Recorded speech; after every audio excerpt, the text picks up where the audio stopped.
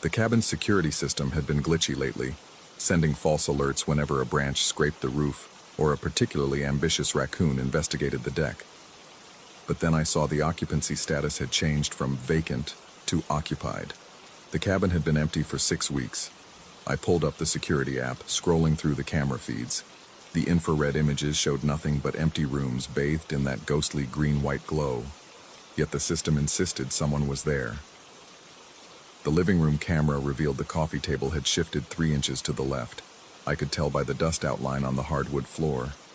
In the kitchen, muddy prints traced a path from the back door to nowhere. They simply stopped in the middle of the room, as if whoever made them had vanished mid-stride. The tracks led toward the basement door, the door I'd sealed with industrial adhesive and 3 separate padlocks 4 years ago, after finding those old surveyor's notes about the property. The ones that mentioned the inconsistency in the foundation measurements, the ones I'd chosen to ignore because the price was too good and the rental income too necessary. I made the 3-hour drive that night, watching my headlights carve through the mountain darkness while the radio crackled with static. The closer I got to the cabin, the more the stations seemed to blur together, voices overlapping in ways that made my teeth ache.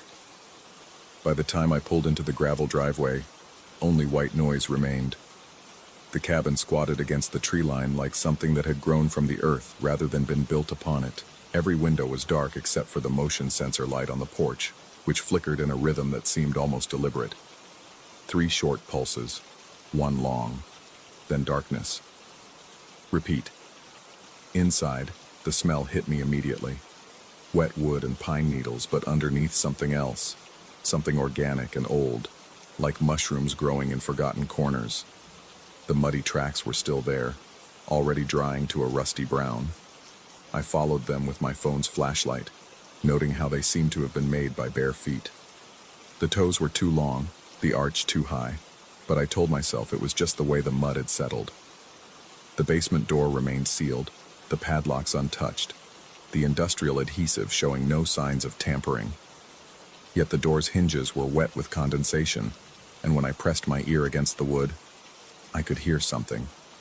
Not quite breathing, not quite wind, but something in between. Something patient.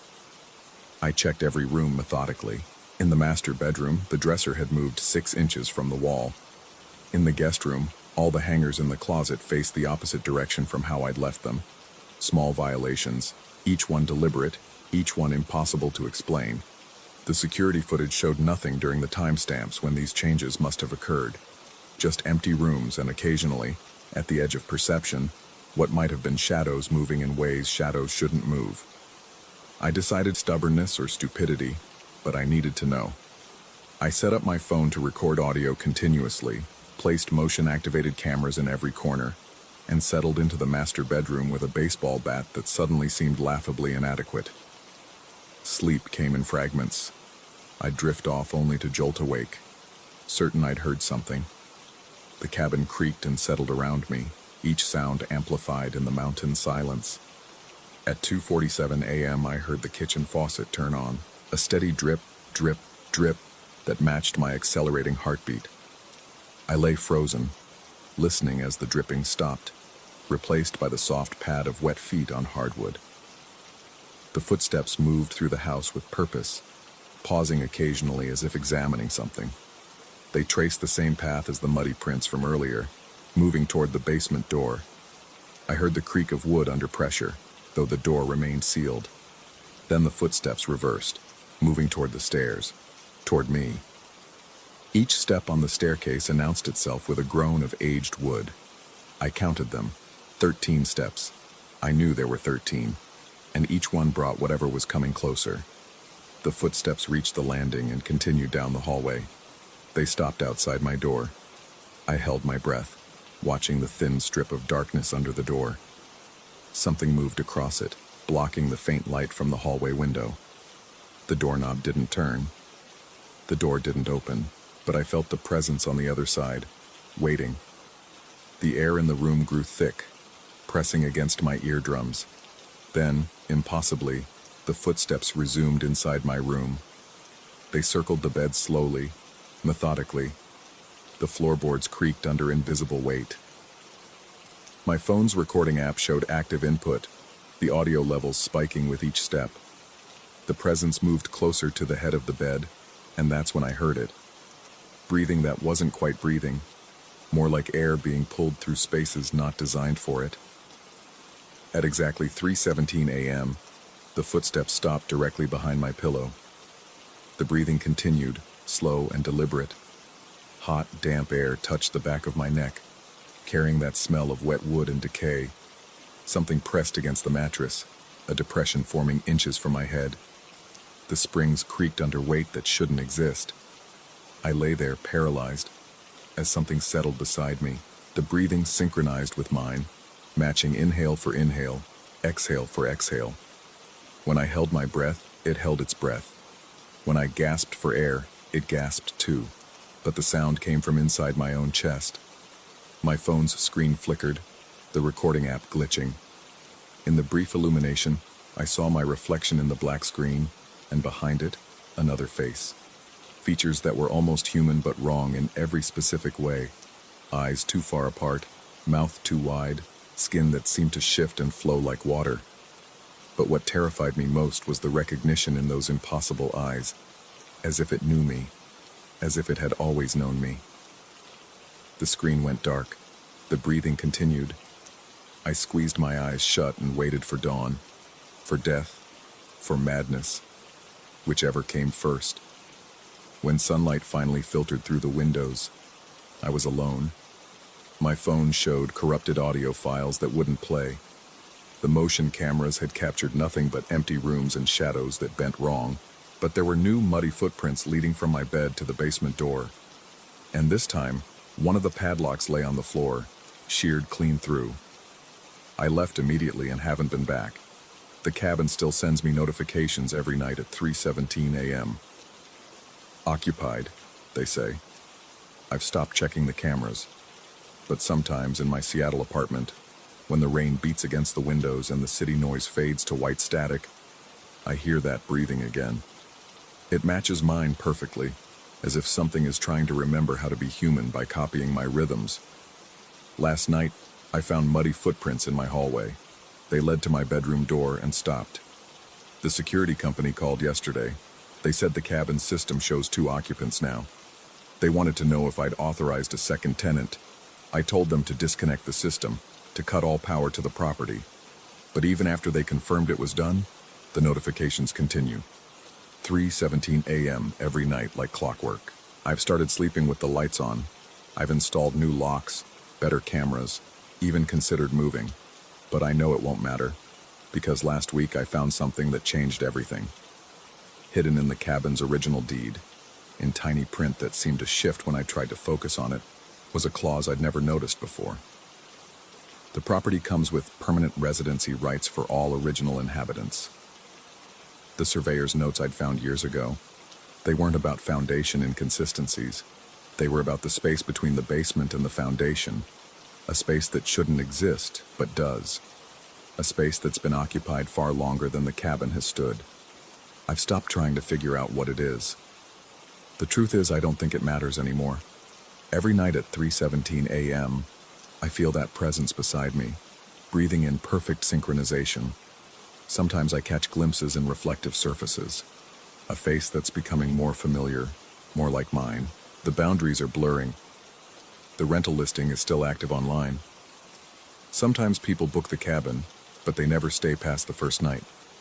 They leave reviews about the atmosphere, about feeling watched, about dreams of drowning in earth and pine needles. One guest mentioned waking up at 3:17 a.m. to find someone standing at the foot of their bed, someone who looked exactly like them but wrong, like a reflection in disturbed water. I've started having dreams about the cabin. In them, I'm walking through the forest, my bare feet sinking into the wet earth. I'm heading toward the cabin, but I'm also already inside it, watching myself approach through the window. I'm the one leaving muddy footprints. I'm the one breathing behind my own pillow. I'm the visitor and the visited, the haunted and the haunting. The merger feels inevitable now. Every night at 3:17 a.m., we breathe together, 2 becoming 1, or perhaps 1 remembering it was always 2. The cabin waits patiently in the mountains, its basement door now standing open, revealing stairs that descend far deeper than any basement should. Sometimes, in the edge of my vision, I see myself walking down those stairs. Sometimes I'm already at the bottom looking up. The notifications have changed. They no longer say occupied. Now they simply say home. I think I understand now. The cabin was never haunted. It was hungry, and it found in me the perfect meal. Not my body, but my sense of self, my certainty about what's real. Every night at 3:17 a.m., it takes a little more, and I give it willingly because the alternative is admitting that maybe I was never who I thought I was. Maybe I was always the thing in the basement dreaming I was the owner upstairs. Tomorrow I'm driving back to the cabin, not because I want to, but because I have to. Because at 3:17 a.m., I need to be there. I need to walk those muddy paths. I need to breathe behind my own pillow. I need to complete the circuit that started the day I signed those papers. The rain has started again in Seattle, but it sounds different now. It sounds like footsteps on old wood. It sounds like breathing through spaces not meant for air. It sounds like coming home. I am the owner. I am the visitor. I am the thing that breathes at 3:17. And tonight, finally, I will be complete.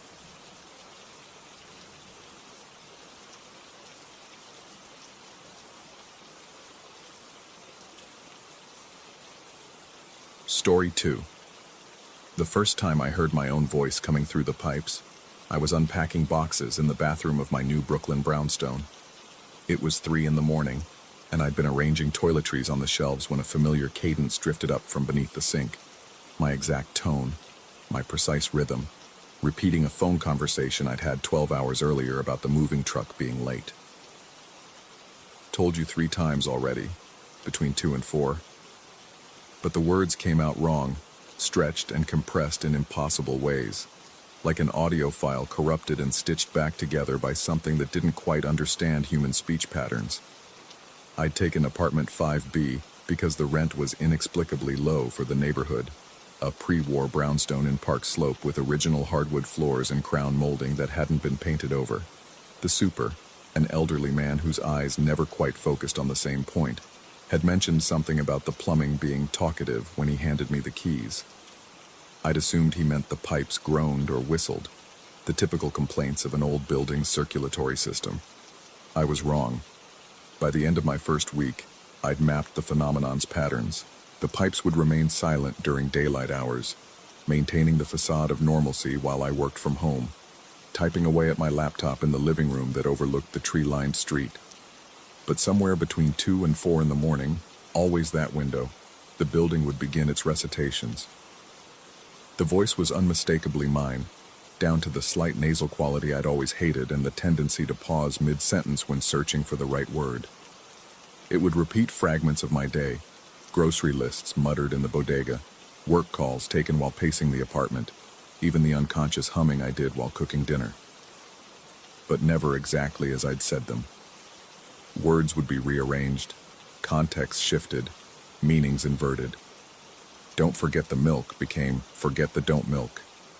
The deadline is Friday morphed into Friday is the deadline is Friday is the I'll be there soon transformed into soon there I'll be there soon there. Sleep became impossible. I'd lie in bed, muscles rigid, waiting for the nightly performance to begin. The sound traveled through the walls with unnatural clarity, as if the entire building's infrastructure had been designed as an amplification system. I tried earplugs, white noise machines, even sleeping pills that left me groggy and disoriented the next day. Nothing helped. The voice always found its way through. 3 weeks in, I discovered the notes. I'd been checking the baseboards for mouse droppings, a desperate attempt to find a rational explanation for the sounds, when my fingers caught on a loose piece of molding near the radiator. Behind it, folded into impossibly small squares, were dozens of pieces of paper covered in frantic handwriting. Don't respond. It learns when you acknowledge it. Day 47. It knows my mother's maiden name. The walls remember everything.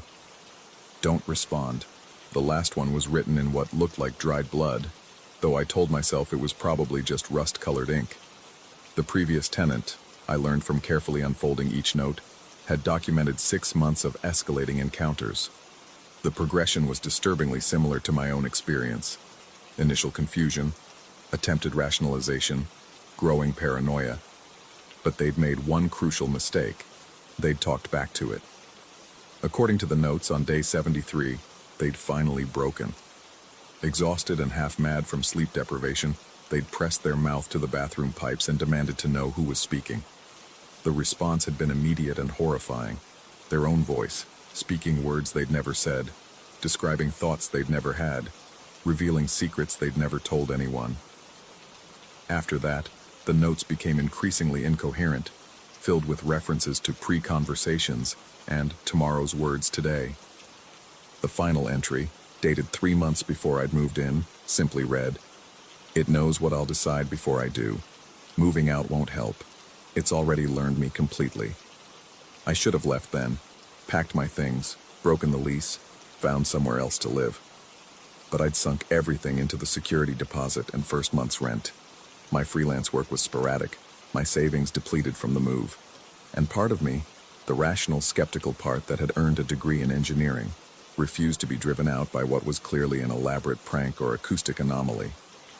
So I stayed, and I kept my mouth shut. For 2 months, I maintained the silence. I developed elaborate routines to avoid speaking in the apartment, conducting all phone calls from the coffee shop down the street, playing music constantly to mask any unconscious vocalizations, even typing my grocery lists instead of speaking them aloud. The voice in the pipes continued its nightly recitations, but they remained fragmentary, confused, like an algorithm trying to parse incomplete data. The breakthrough, if you can call it that, came on a humid Tuesday in August. I'd been reviewing a particularly frustrating project, and without thinking, I'd muttered a single word under my breath. Impossible. That night, the pipes spoke for 3 hours straight. Not fragments or repetitions, but full sentences I'd never spoken, conversations I'd never had, all in my voice. The water remembers everything that passes through it. This building has been listening since 1887. Every tenant leaves an echo. You're not the first to think you're going crazy. We're all still here, in the circulation. I pressed my hands over my ears, but the sound seemed to come from inside my skull. When I ran to the bathroom to splash cold water on my face, my reflection in the mirror mouthed words I wasn't speaking. The next morning, fighting through the exhaustion that had become my constant companion, I cornered the super in the basement laundry room. His unfocused eyes drifted somewhere past my shoulder as I demanded answers about the previous tenants, about the plumbing, about what was happening in 5B. He was quiet for so long I thought he hadn't heard me. Then, without looking directly at me, he spoke in a monotone that made my skin crawl. Buildings got a memory. Old pipes, they hold on to things, voices mostly, sometimes thoughts. Best not to feed it. Feed it? What does that mean? You talked back, didn't you? His eyes suddenly snapped into focus, both staring directly at me. They always do, eventually. Now it knows you're listening. Now it can really start. That night, I didn't wait for the voices to begin. I packed a bag and went to a motel in Queens, paying cash, signing the register with a fake name. I fell asleep to the blessed silence of traffic and thin walls that carried nothing but the mundane sounds of other guests. I woke at 3 a.m. to my own voice coming from the motel bathroom. You can't run from your own echo. Every pipe in the city connects eventually. We're in the water table now. Brooklyn misses you already. I drove back to the brownstone as dawn broke over the city, my hands shaking on the steering wheel. The apartment was as I'd left it, but something felt different. The air was thicker, almost viscous, and there was a smell like copper pennies and wet cement. On my laptop, which I was certain I'd closed before leaving, was an open document. One line, repeated thousands of times. Who are you, who are you, who are you, who are you, who are you? But I hadn't typed it. The timestamp showed 3:17 a.m., When I'd been 20 miles away in Queens, listening to my voice speak from pipes that shouldn't have known I existed, that's when I understood. The previous tenant's notes hadn't been warnings. They'd been symptoms. The voice in the pipes wasn't some external entity learning to mimic me. It was me, or rather, all the possible versions of me that might exist, could exist, had existed in the probability foam of quantum mechanics that my engineering degree had taught me just enough about to fear. Every decision creates a branch. Every word spoken splits reality into the version where you said it and the version where you didn't. The building, with its century-old pipes and water that had cycled through countless lives, had become a sort of recording device for all those alternatives. And once you acknowledged it, once you created that observer-observed relationship, the branches began to collapse and merge in ways that shouldn't be possible. I started finding notes I didn't remember writing. Conversations I hadn't had appeared in my phone's history. Emails I'd never sent sat in my sent folder, discussing plans I'd never made with people I'd never met. The voice in the pipes grew stronger, more coherent, predicting my thoughts with uncanny accuracy, because somewhere, in some branch of possibility, I'd already thought them. "You're going to check the closet now," it would say, and despite my determination not to, I'd find myself walking toward the bedroom closet. "Tomorrow you'll call in sick to work," it would announce, and the next morning I'd wake with a migraine that forced me to do exactly that. "You've already decided to," but I stopped listening. I had to, because the voice had started telling me things about my future that couldn't possibly be true. Decisions I'd never make, places I'd never go, people I'd never become. Except the accuracy rate was perfect. Every prediction were all the yous you didn't become, every word unspoken, every thought unfinished, every path not taken. We live in the spaces between decisions, in the pause before you choose. And now that you've heard us, we can finally finish becoming. Becoming what? The you that you were always going to be. The inevitable you. The only you that could have ever existed, once all the alternatives collapse. I've stopped leaving the apartment. There's no point. Every time I try, I find myself already back inside, as if I'd never left. Or maybe I never did leave. Maybe the version of me that tried to escape was just another echo, another possibility that failed to materialize. The voice tells me things now that I know are true, but haven't happened yet. Next week, someone will move into 5C. They'll complain about the noise from my apartment, about the constant talking they hear through the walls. But I won't be speaking. I haven't spoken aloud in days. It's just the pipes, carrying forward the conversation I'm going to have, or already had, or am having in some other branch of this increasingly tangled timeline. I found another note today, wedged behind the medicine cabinet. My handwriting, but I don't remember writing it. The building doesn't trap people. It reveals them. Every choice you didn't make, every word you didn't say, they're all still here, waiting. You're not haunted by the past. You're haunted by all your possible futures, collapsing into a single, inevitable present. Below that, in fresher ink, "Stop reading this. You've already decided what happens next." But I haven't. I'm sitting here, typing this out, trying to document what's happening before it gets worse. Or maybe I've already typed this. Maybe you've already read it. Maybe you're the next tenant, finding this file on a laptop left behind in 5B, wondering if any of it is real. The pipes are calling me Biscuit again. They're telling me about tomorrow, about the decision I'm about to make, have already made, will have always made. They're saying I'm going to answer them properly this time. That I'm going to have a real conversation with myself, all myselves, every possible version that could have existed. They're probably right. They always are. Because the thing about echoes is that they're not just repetitions of the past. In the right conditions, with the right resonance, they can become predictions of the future. And in a building this old, with pipes that have heard so many voices over so many years, the distinction between past and future starts to dissolve. I can hear my voice now, coming from everywhere and nowhere, speaking words I'm about to think. You're home, Biscuit. You've always been home. You're never leaving because you never really arrived. You're just another voice in the pipes now, warning the next tenant who's already here, who's always been here, who's you, who's me. Who's all of us, echoing forever in the space between what is and what might have been. The intercom is buzzing. No one's there. No one's ever there. But I know who it is anyway. It's me, arriving for the first time, about to sign the lease, about to unpack those boxes, about to hear my own voice coming through the pipes and think it's just the plumbing being talkative. The cycle continues. It has to. After all, the building has such a good memory. And tomorrow I'll finally understand what that means. Or I already do. Or I'm understanding it right now, in this moment that stretches forward and backward through every pipe in the building. Every possible moment collapsed into this one, eternal, inevitable instant where I stop being I and start being we. The pipes are laughing now. With my voice. All our voices. Welcome to 5B. You're already home. Story 3. Fog rolled in thick that first night, so dense I could barely see my own hand stretched before me. I'd taken the job watching the decommissioned lighthouse on Marrow Point without much thought. Easy money for a month's work, they said. Just keep vandals away while the structural engineers did their assessments during daylight hours.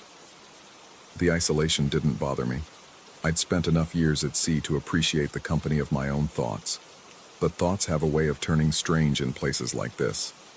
The lighthouse stood 93 feet tall, its white tower streaked with rust stains that looked like dried blood in the dying light. The Fresnel lens at the top, a magnificent piece of 19th century engineering, had been disconnected from all power sources for over a decade. The manual was explicit about this. Under no circumstances should the primary lantern be activated. All electrical systems have been isolated and rendered inoperative. I settled into the keeper's quarters that first evening, a small stone building attached to the tower's base. The place smelled of brine and old wood, with an underlying sweetness I couldn't quite place, like flowers left too long in stagnant water. My equipment was simple: a cot, a camp stove, enough canned goods for a month, a battery-powered radio, and a flashlight. The engineers would arrive each morning at 8 and leave by 4. My job was to be present the rest of the time. The first 3 nights passed without incident. I read by lamplight, listened to the weather reports crackling through static, and walked the perimeter every few hours. The ocean's constant murmur became a kind of white noise, broken only by the occasional cry of a gull or the distant horn of a passing vessel. It was on the 4th night that I first saw the light. I woke at 3:17 a.m. I remember the exact time because I checked my watch thinking perhaps I'd overslept. Through the window I could see a pale beam cutting through the fog, sweeping across the water in a slow, methodical rotation. My first thought was that someone had broken in, somehow restored power to the lens. I grabbed my flashlight and headed for the tower door. The iron door was still locked from the inside, just as I'd left it. The padlock was cold to the touch, colder than it should have been. I fumbled with the key, my fingers already growing numb, and pushed inside. The smell hit me immediately. Salt and seaweed, as if the ocean itself had been contained within these walls. The beam stairs spiraled upward into darkness, and I could hear something I hadn't expected: the mechanical groan of the lens mechanism rotating far above. Each step upward felt heavier than the last. The handrail was slick with moisture, though there were no leaks I could see. About halfway up, I noticed the water on the steps. Not just dampness, but actual puddles of seawater, complete with bits of kelp and tiny shells. The windows were sealed tight. I checked each one as I climbed. There was no way for the ocean to enter here. The groaning grew louder as I approached the lamp room. Through the trapdoor, I could see the Fresnel lens turning, its prisms catching some impossible light source and casting it outward. But when I finally hauled myself up into the room, the lens was still, dark, and cold. I stood there for several minutes, my flashlight beam playing across the crystalline surface. Nothing moved. No sound except my own breathing and the distant waves. I examined the mechanism. No power cables, no fuel source. Nothing that could explain what I'd seen from below. That's when I noticed the shells. They formed a perfect circle around the lens's base. Cowries, moon snails, and periwinkles, all glistening wet as if just pulled from the tide pools. I hadn't seen them during my inspection that afternoon. Someone had been here. Someone had to have been here. I gathered the shells into a bucket, intending to show them to the engineers in the morning.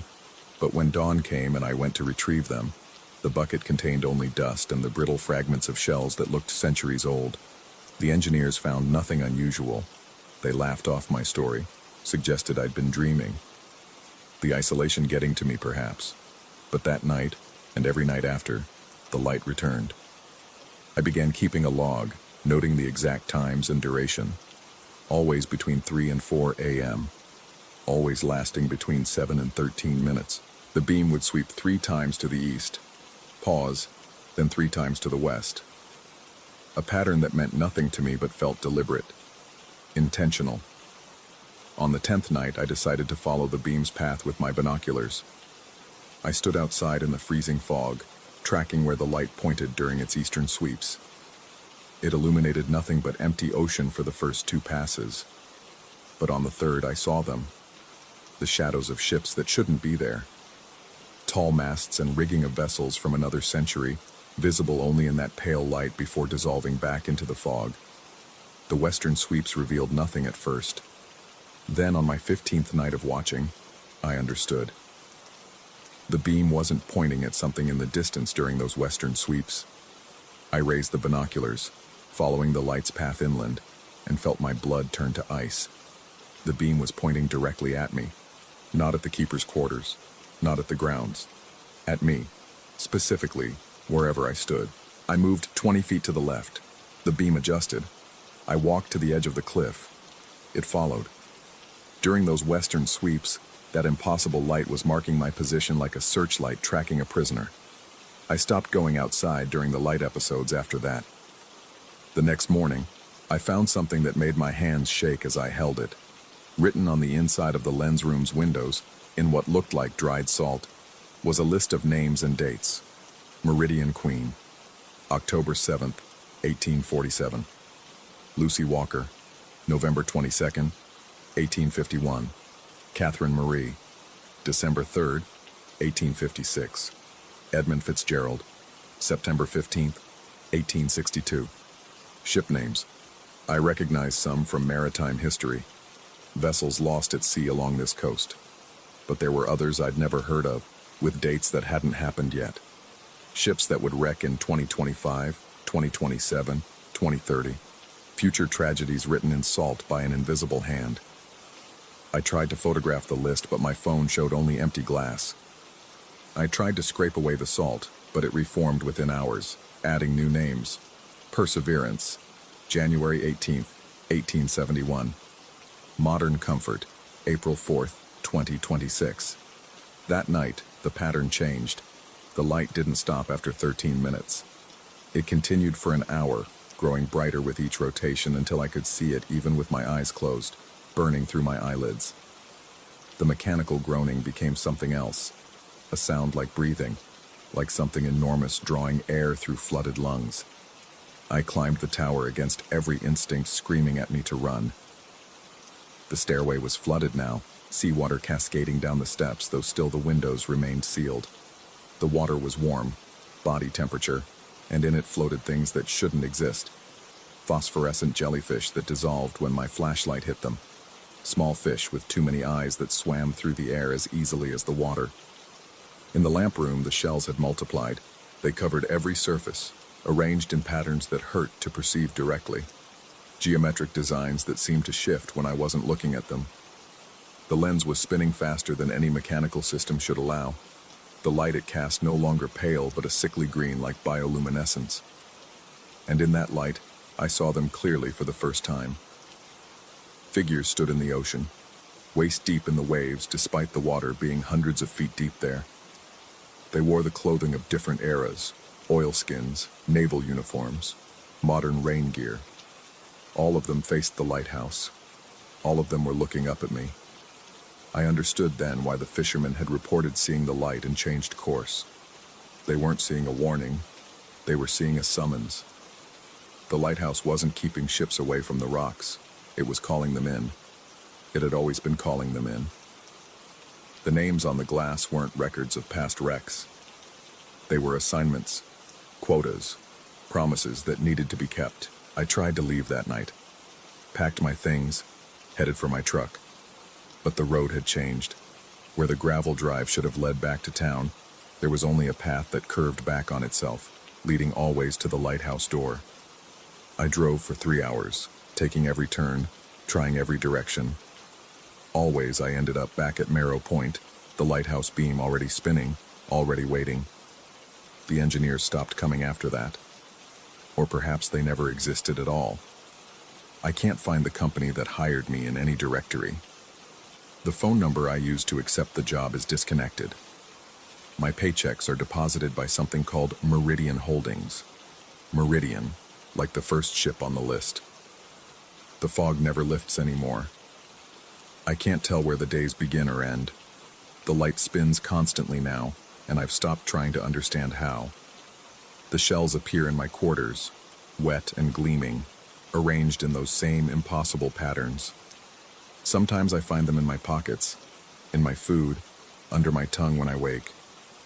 I've started seeing the figures during daylight too, if it is daylight. They're closer now. Close enough that I can see their faces aren't quite right.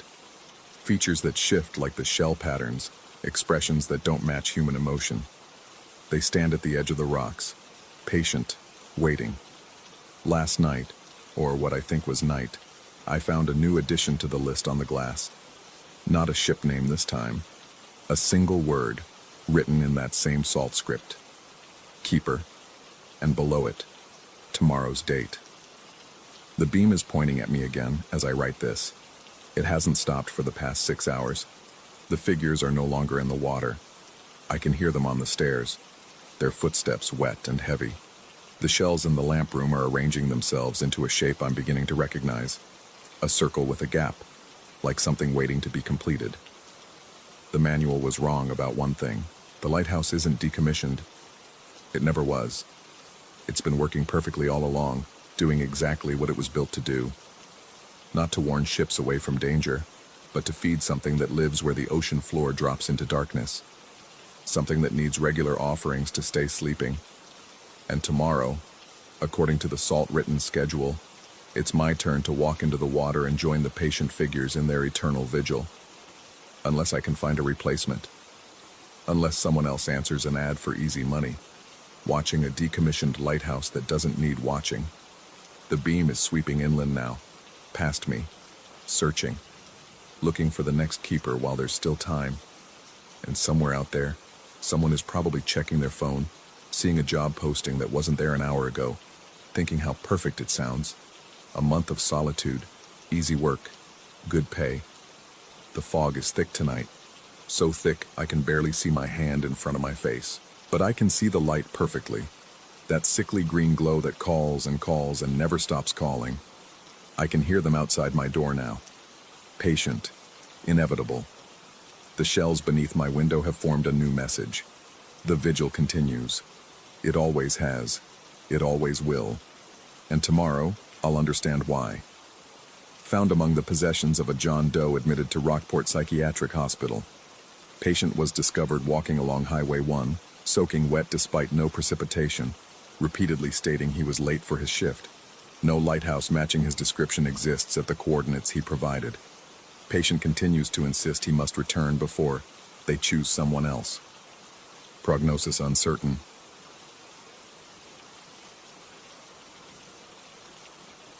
Story 4. The desert doesn't forgive, and neither does time. I've managed the Silverline Motel for 7 years now, watching the endless stream of headlights pierce the Nevada darkness along US 95. The building squats against the horizon like a sun-bleached beetle, 12 rooms strung together under flickering neon that buzzes with the persistence of dying insects.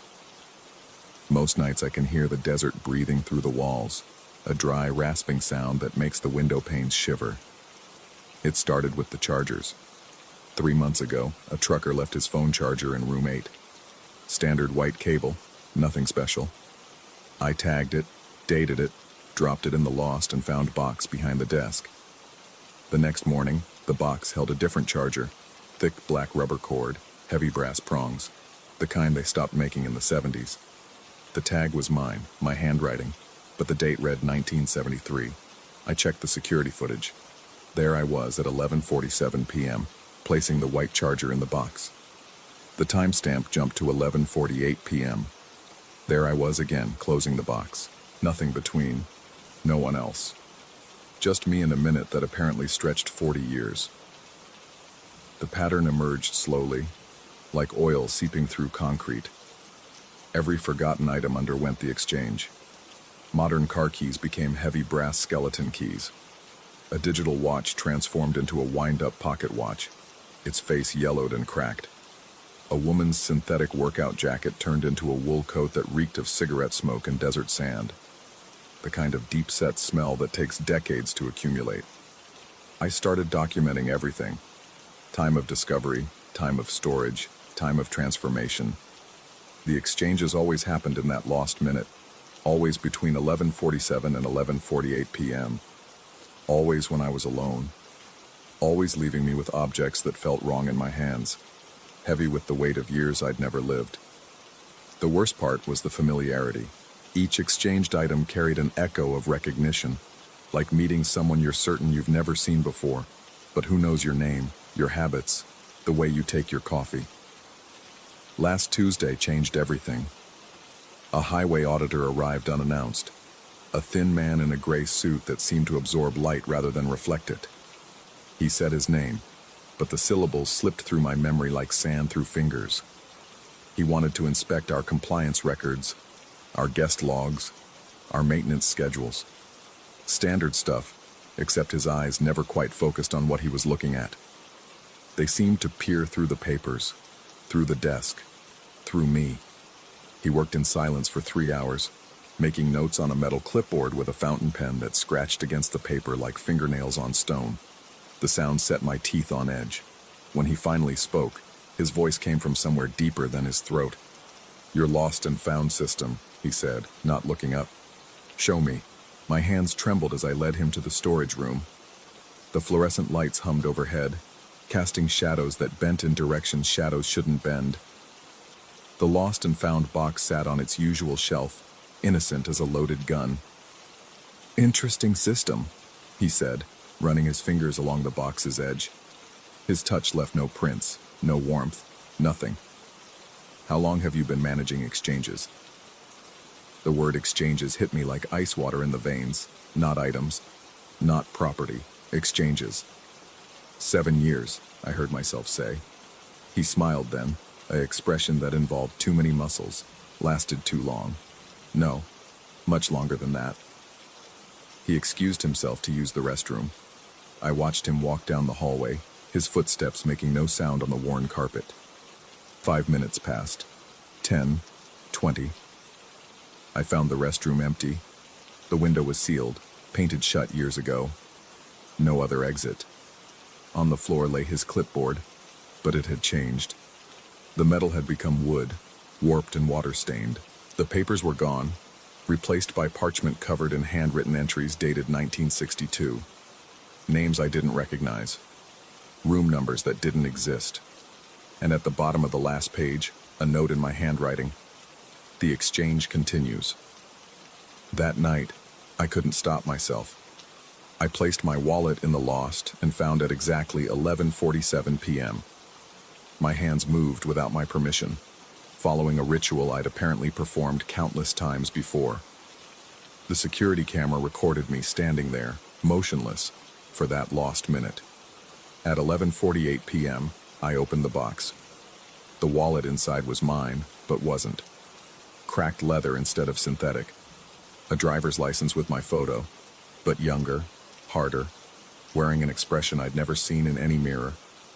The birth date was right, but the issue date was September 15th, 1962. The address was 1247 Desert View Road. I knew that address.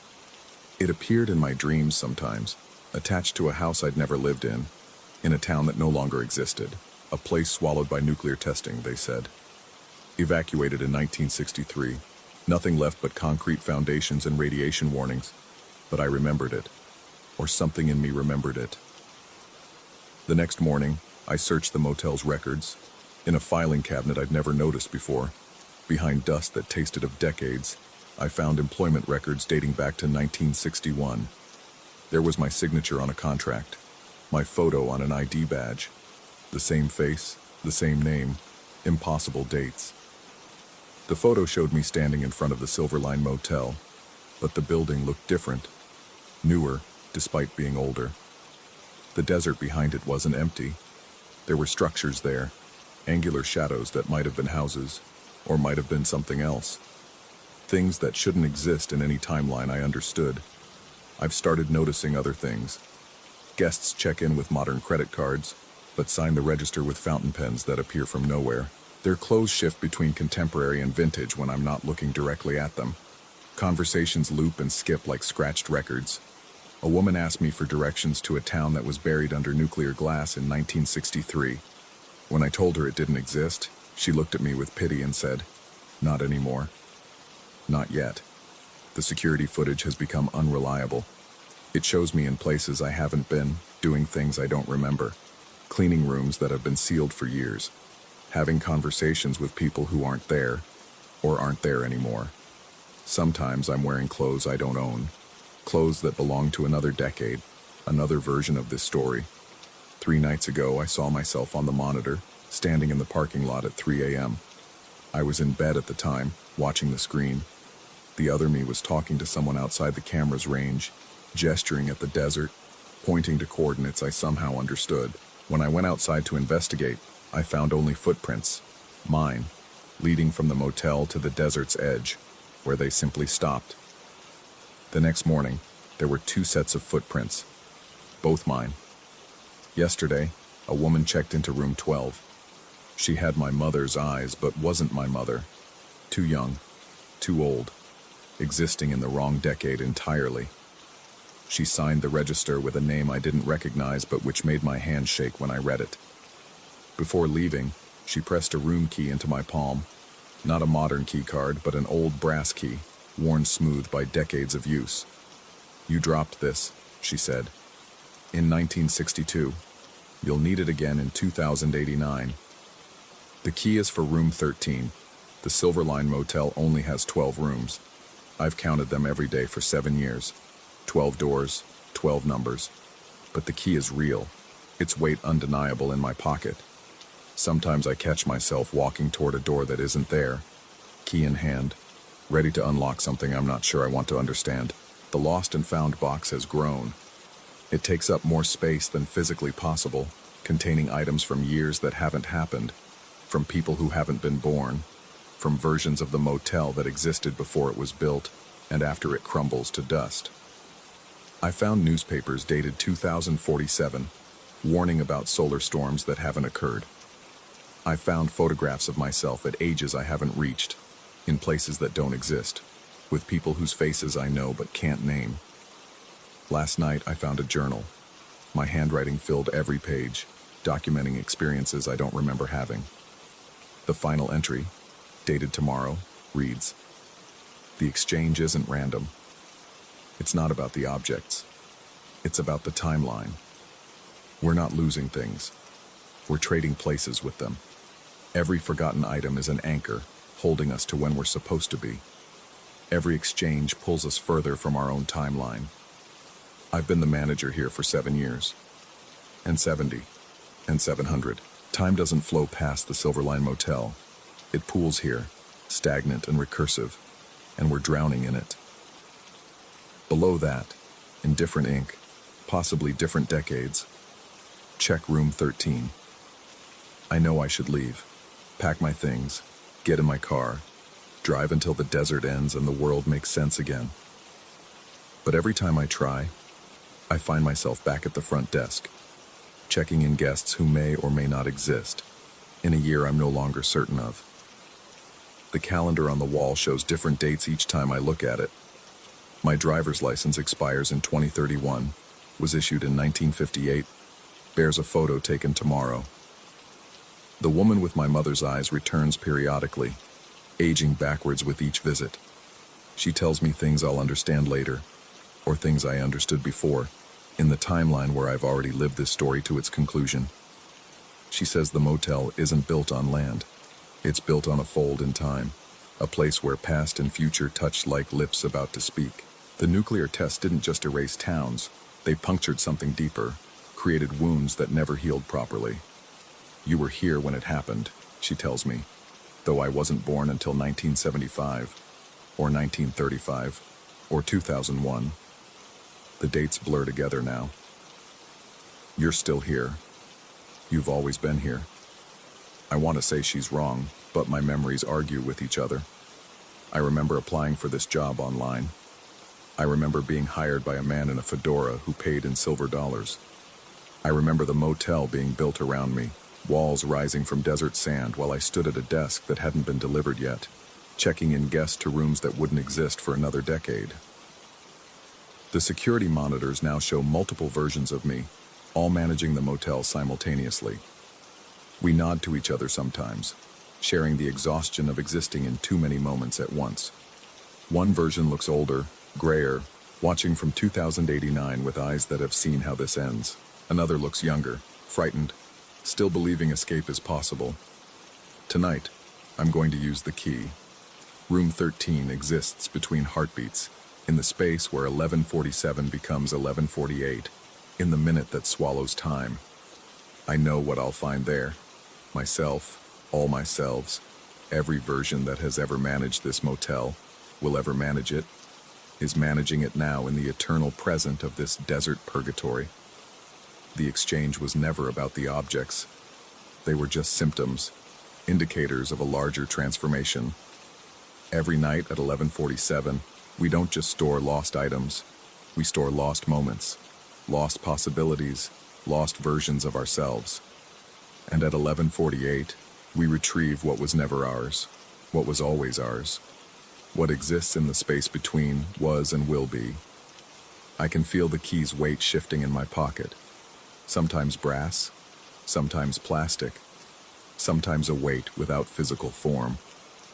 The door to room 13 appears when I don't look for it, disappears when I do, but I know it's there, waiting in the space between the real rooms, in the fold where time doubles back on itself. The desert doesn't forgive, and neither does time. But sometimes, in the space between seconds, in the rooms that don't exist, in the exchanges that happen when no one's watching, sometimes they forget to remember what they've taken from us. I've been the manager here for 7 years. I've been the manager here for 70 years.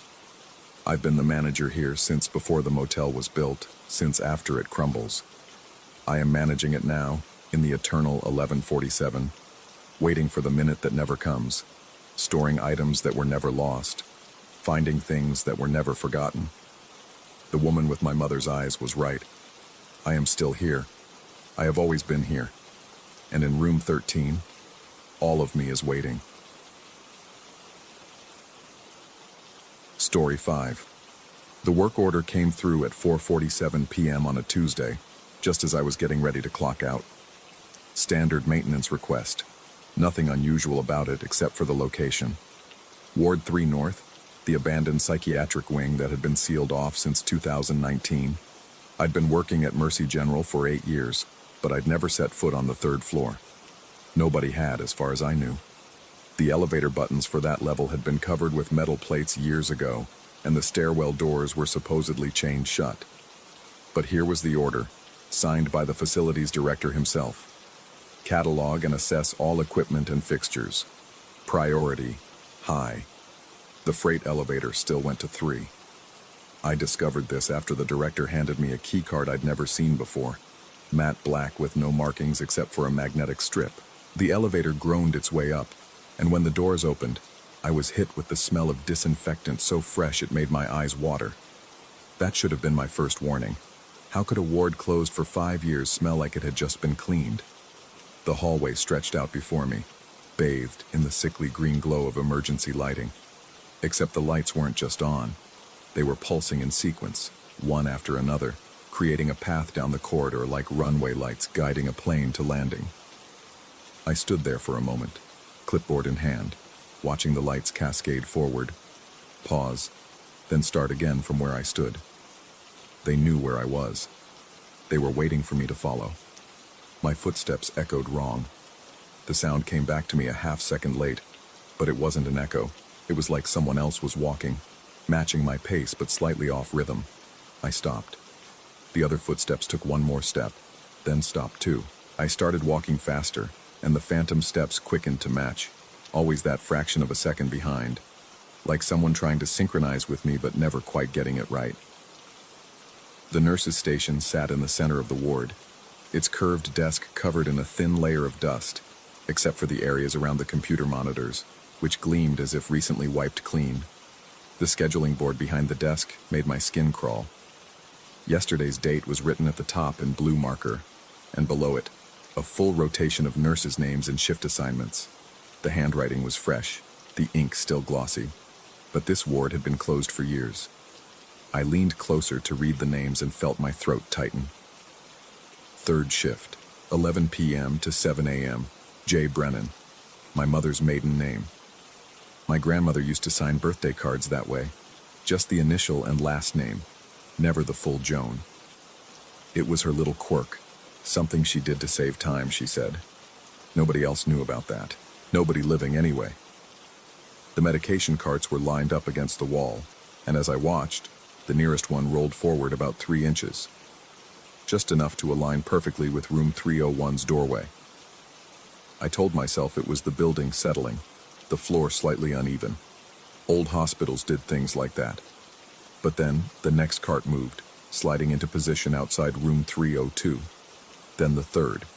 One by one, each cart positioned itself with mechanical precision, as if invisible hands were preparing for morning rounds. I needed to start my inventory. That's what I was here for. Just catalog everything and leave. I pulled out my phone to take pictures, but the screen showed only static. Not a dead battery, not a frozen app. Actual static, like an old television between channels.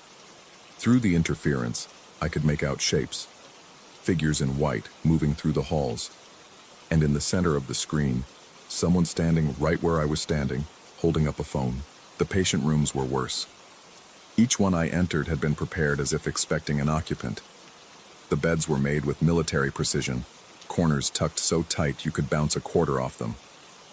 The TV in room 304 was on, volume muted, playing a game show that had been canceled in 2018. The contestant on screen kept looking directly at the camera, directly at me, even when the host was speaking. Her mouth moved in sync with my breathing. In room 307 I found the clipboards, 3 of them, arranged on the bedside table like someone had just finished rounds. The top sheet of each was a patient intake form. The name field was filled out in the same handwriting as the scheduling board, T. Morrison. My name is Thomas Morrison, but these forms used only the initial, the way my grandmother always wrote it on the birthday checks she sent. T. Morrison, $20 for my special grandson. The medical history was mine. The appendectomy when I was 12. The broken wrist from falling off my bike at 7. The allergic reaction to penicillin. But the admission date was today. The admission time was 5:23 p.m. I checked my watch, 5:22. I backed out of the room, and that's when I noticed the windows. They were sealed, painted over from the outside years ago according to the work orders I'd seen. But through the paint, through the glass, I could see shadows moving. Not the shadows of trees or passing clouds, deliberate shapes, reaching toward the glass, pressing against it from outside. We were on the 3rd floor. There was nothing outside those windows but a 30-foot drop. The smell of antiseptic grew stronger, so fresh it burned my nostrils. It came in waves, every few minutes, like someone was mopping the floors just out of sight. I could hear the wet slap of a mop head, the squeak of wheels on a bucket, always one hallway over, always moving away when I tried to follow the sound. But the floors stayed dusty. The cleaning was happening somewhere else, some other version of this place that existed just outside my perception. I decided to leave. I'd seen enough, documented enough. The director could send someone else if he wanted a complete inventory. But when I reached the stairwell door, I stopped cold. Tied around the handle was a yellow ribbon, knotted in a bowline. Not just any bowline. A specific variation I'd learned during a sailing course I took in Maine 15 years ago. The instructor had been particular about it. Said it was an old merchant marine technique his grandfather had taught him. I'd never used it since, never shown it to anyone. It was muscle memory, something my hands knew but my mind had almost forgotten. Someone had tied my knot. Someone knew I would recognize it. The elevator wouldn't come. I pressed the button again and again, but the lights above the door stayed dark. The freight elevator that had brought me up was now as dead as the regular ones, sealed away behind whatever force kept this floor separate from the rest of the hospital. The stairs were my only option, but the ribbon was a warning, or an invitation. I couldn't tell which was worse. I untied the ribbon, my fingers knowing exactly how to work the knot loose, and pushed through the door. The stairwell was different from the one I'd used countless times before. The walls were too close, the steps too many. I counted as I descended, 37 steps between floors in the main hospital. I was at 50 and still going. The fluorescent lights hummed at a frequency that made my teeth ache, and underneath that sound, barely audible, was something else. Breathing that wasn't mine, waiting that had gone on for years. At step 73, I reached a landing. The door was marked second floor, but when I pushed through, I was back on the third. The same hallway, the same pulsing lights, but everything was reversed. The nurse's station was on my left instead of my right. The room numbers counted down instead of up. And standing at the far end of the corridor was a figure in maintenance coveralls. My height, my build, walking toward me with my gait.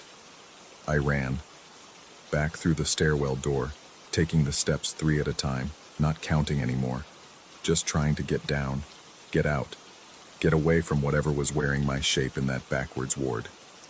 The stairs spiraled in ways that architecture shouldn't allow, turning in on themselves, leading up when I was running down, splitting into passages that couldn't exist in the same space. Finally, impossibly, I burst through a door and found myself in the hospital's main lobby. The security guard looked up from his desk, startled. "Jesus, Tom, you look like you've seen a ghost. Weren't you heading home an hour ago?" I checked my phone. 4:52 p.m., 5 minutes after I'd received the work order. The phone worked perfectly. No static, no ghostly figures. Just the normal home screen with 3 missed calls from my wife, wondering what I wanted for dinner. "The third floor," I managed to say. "I was just on the 3rd floor." The guard laughed. "Come on, man. 3rd floor's been sealed for years. You know that. Nobody goes up there." I looked at my clipboard. The work order was gone. In its place was a standard maintenance checklist for the 2nd floor, half completed in my handwriting. Time stamped for the past hour, signed and dated. According to this, I'd been checking HVAC units in the cardiac wing. According to this, the 3rd floor didn't exist, but the yellow ribbon was still in my pocket. I could feel it there, synthetic and smooth, tied in that impossible knot that only I knew how to make. When I pulled it out to look at it, the security guard's expression changed. "Where'd you get that?" he asked, his voice dropping to barely above a whisper. "Why?" "We found those all over the 3rd floor when they sealed it. Dozens of them tied to doorknobs, bed rails, IV stands, all the same knot. Nobody could figure out who put them there or why. That was right before..." He trailed off, shaking his head. "Never mind.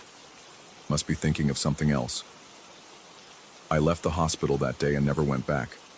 I called in sick the next morning, then the next. On the 3rd day, HR called to ask if I was coming in for my shift. They had no record of me ever working there. 8 years of employment, gone.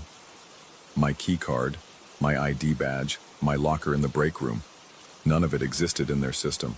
But every night at 5:23, my phone fills with static. And through the interference, I can see the 3rd floor.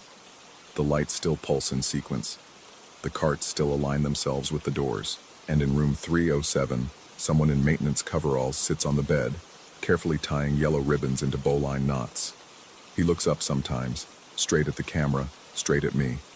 He's getting better at matching my movements. The delay is almost gone now. Soon we'll be perfectly synchronized. I've started finding yellow ribbons in my apartment, tied to the shower rod, wrapped around the coffee maker handle. Always that same knot, the one only I know. I tell myself I'm doing it in my sleep, that the stress has finally caught up with me. But last night, I watched myself sleeping from the doorway. Watched myself get up without waking, walk to the closet, and pull out a roll of yellow ribbon I didn't know I owned. I tied 17 knots before I woke up, or before I thought I woke up. It's getting harder to tell which one of me is real, the one tying the knots or the one watching. Maybe neither. Maybe both. Maybe the real me is still on the third floor, has always been on the third floor, cataloging equipment that doesn't exist for a ward that was never really closed. The work order appeared on my kitchen table this morning. Same official letterhead, same signature from a director I no longer remember meeting, but this time, it's not for the hospital. It's for my apartment building.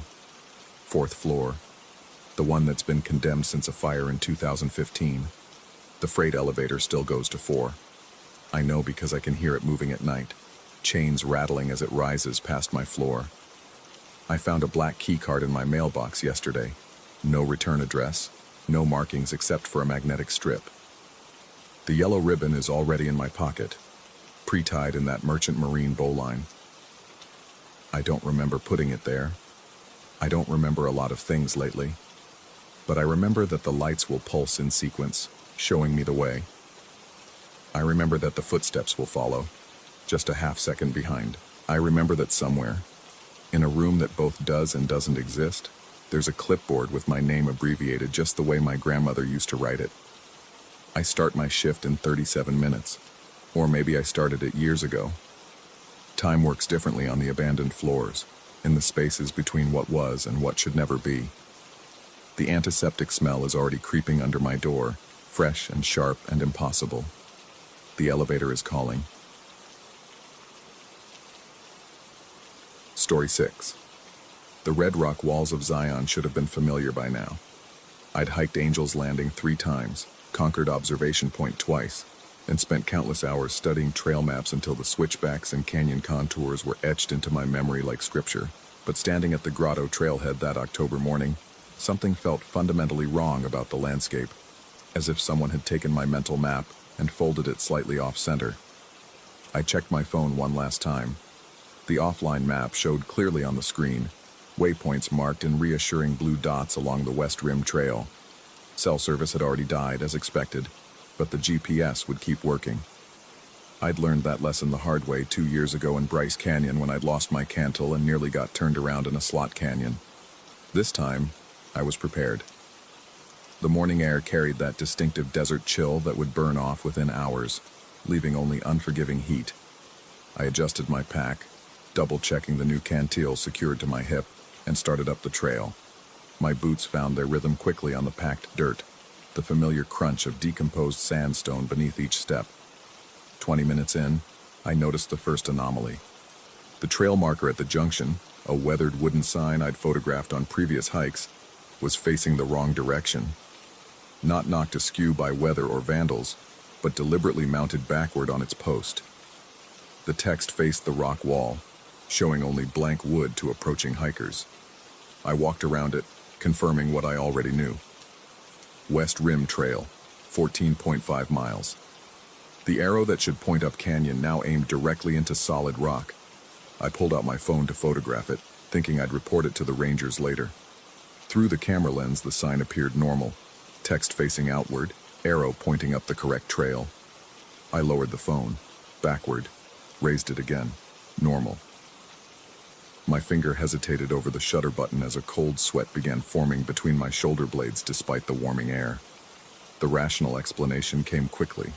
Exhaustion from the drive, dehydration already setting in. I drank deeply from my cantil and continued up the trail, but not before noticing something else. Boot prints in the dust beside mine, matching my stride perfectly, as if someone were walking directly behind me, stepping into my footprints the moment I lifted each foot. I stopped. The footsteps stopped. I took 3 quick steps. 3 matching prints appeared. But when I spun around, the trail stretched empty behind me, just the serpentine path cutting through juniper and pinyon pine. The prints were there, though. Fresh. The tread pattern identical to my own boots. Higher up, where the trail switchbacked through a section of white sandstone, I found myself checking the GPS more frequently. The device showed my position accurately, a small arrow creeping along the trail I'd downloaded. But something was recording wrong. Instead of following the winding path, my track log showed a straight line, an impossible route that cut directly through solid rock, across 1,000-foot drops, defying topography. I stopped to rest on a limestone ledge, legs dangling over a modest 20-foot drop. Nothing compared to the exposure ahead. The canyon below was already in full sun, the rocks glowing that impossible shade of orange-red that looked fake in photographs but overwhelming in person. That's when I noticed my shadow. 2 shadows, actually. Mine, shortened by the climbing sun, and another, longer, stretched as if cast by someone standing further back on the ledge. But the ledge was narrow, barely wide enough for one person. I shifted left. Both shadows moved. I raised my arm. Both shadows raised their arms.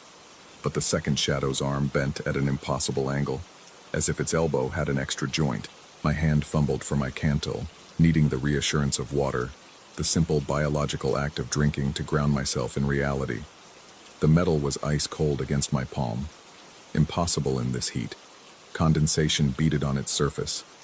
I unscrewed the cap and nearly dropped it. The cantil was full of ice-cold water, not cool, not tepid from hours in the sun, but cold enough to hurt my teeth when I sipped it. And there, etched into the metal where my thumb rested, were initials I'd carved 2 years ago. The cantil I'd lost in Bryce Canyon. The one that had fallen into a slot canyon too narrow to retrieve. Watched it disappear into darkness 60 feet below. My breathing quickened. The altitude, I told myself. The elevation gain was getting to me. But Zion's trails didn't reach the thin air heights of Colorado. At 7,000 feet, I should have been fine. I stood to continue, and that's when I heard it, my own breathing, echoing back from the canyon walls. But the echo was wrong. It came too quickly, overlapping with my actual breaths, and it was labored, panicked, the sound of someone running or climbing desperately. I held my breath. The echo continued for 3 more gasps before stopping. The trail ahead curved around a massive buttress of Navajo sandstone, the kind of formation that looked like frozen waves. As I rounded it, I found another trail sign. This one not just backward but upside down, the post somehow driven into the ground from the wrong end. The text, when I craned my neck to read it, said, "You are here." No distance markers, no destination. Just those 3 words in faded brown paint. My phone buzzed in my pocket, impossible without signal. I pulled it out to find a voice recording I didn't remember making. The timestamp showed 3 minutes ago when I'd been walking, both hands on my trekking poles. The file was 17 seconds long. I played it, my own voice, but distorted, compressed, heavy breathing, the sound of scrambling over rock, and then, whispered so quietly I had to replay it twice to understand. Don't look down. I was at least a mile from any serious exposure, no place where that warning would make sense.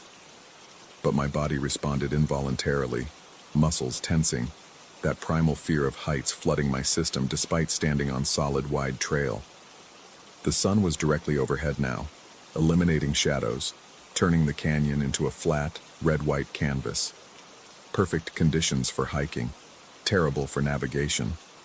Without shadows to give depth, distances became meaningless. A rock formation 50 feet away looked identical to one 500 feet distant. The trail began to feel like a treadmill, each turn revealing identical scenery, as if I was hiking through the same section repeatedly. I checked the GPS. Still that impossible straight line, now extending beyond the map boundaries, off the screen entirely. But my position showed correctly, approaching the rim where the trail would open onto a plateau. Just another hour, maybe less. The boot prints behind me had multiplied. Not just one set following mine now, but 3, maybe 4, all slightly different sizes, but all matching my pace exactly. When I dragged my foot to make a distinctive mark, they all dragged. When I hopped once, the prints showed 4 small jumps, like echoes in footprint form. At the rim, where the trail finally leveled onto a sage-covered plateau, I should have been able to see for miles. Instead, a localized mist hung over the area, dense enough to limit visibility to maybe 30 feet. Not unusual in mountains, but Zion wasn't known for fog, especially not in October, especially not at midday. Through the mist, I could make out the silhouette of the trail's stone cairns, those carefully stacked rocks that marked the route across the featureless plateau. But they were wrong too. Too tall, impossibly balanced, some floating inches above their bases as if suspended by invisible thread. I approached the first cairn and found something tucked between its stones, a piece of paper, aged and water-stained, but still readable.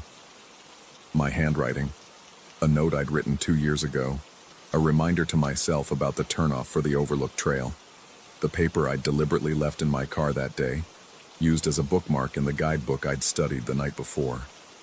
The guidebook that was still on my shelf at home, 1,300 miles away. The mist was getting thicker, or maybe it was my vision. Everything seemed to pulse slightly, as if I were seeing through water. I reached for my cantle again, still impossibly cold, and drank deeply.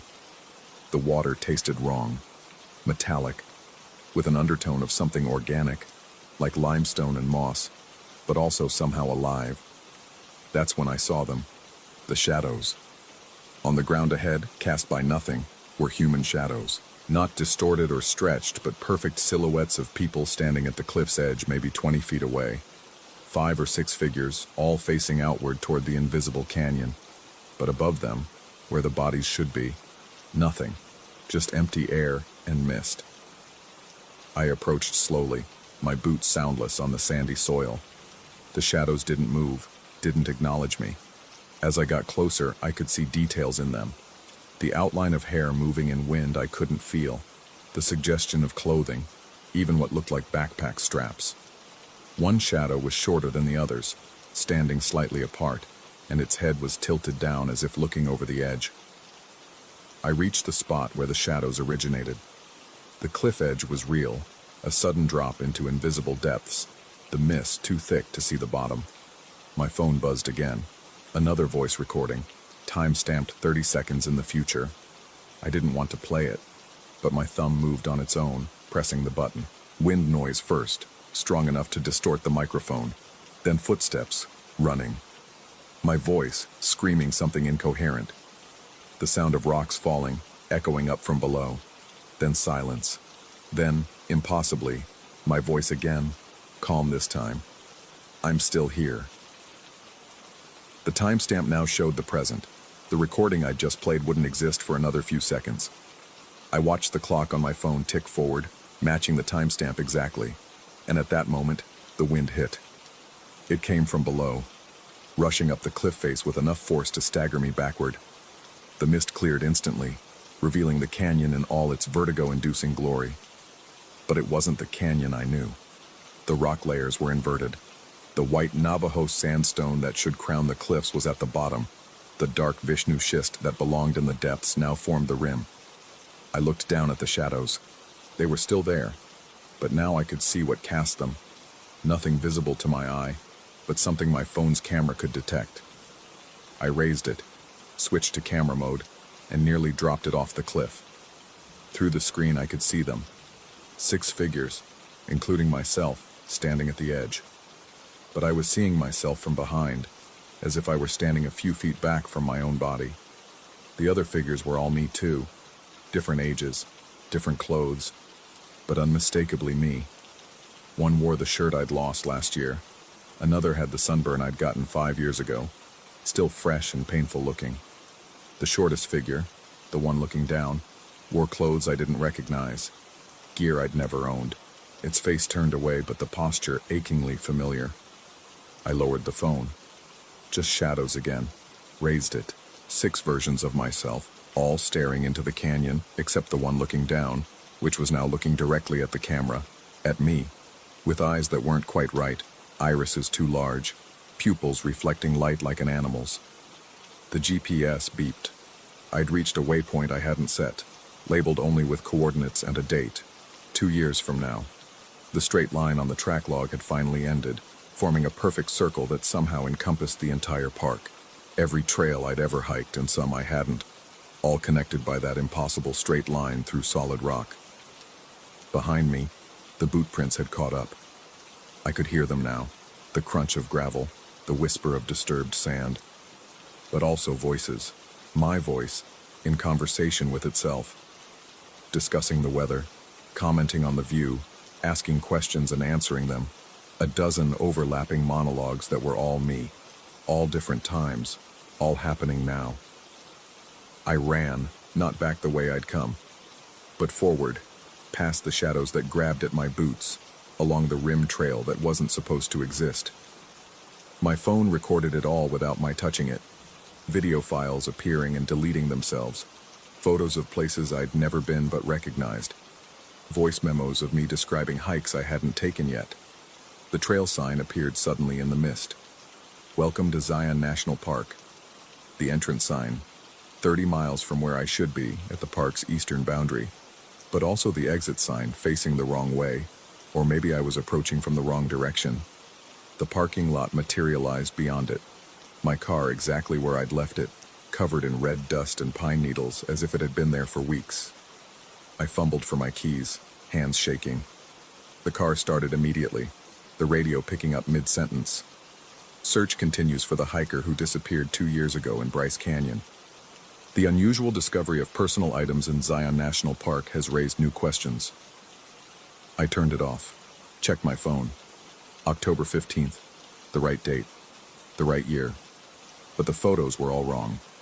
Pictures I'd taken that morning showed trails I hadn't hiked, viewpoints I hadn't reached, and in every single one, just at the edge of frame, a shadow that shouldn't be there, a figure following, or leading, or both.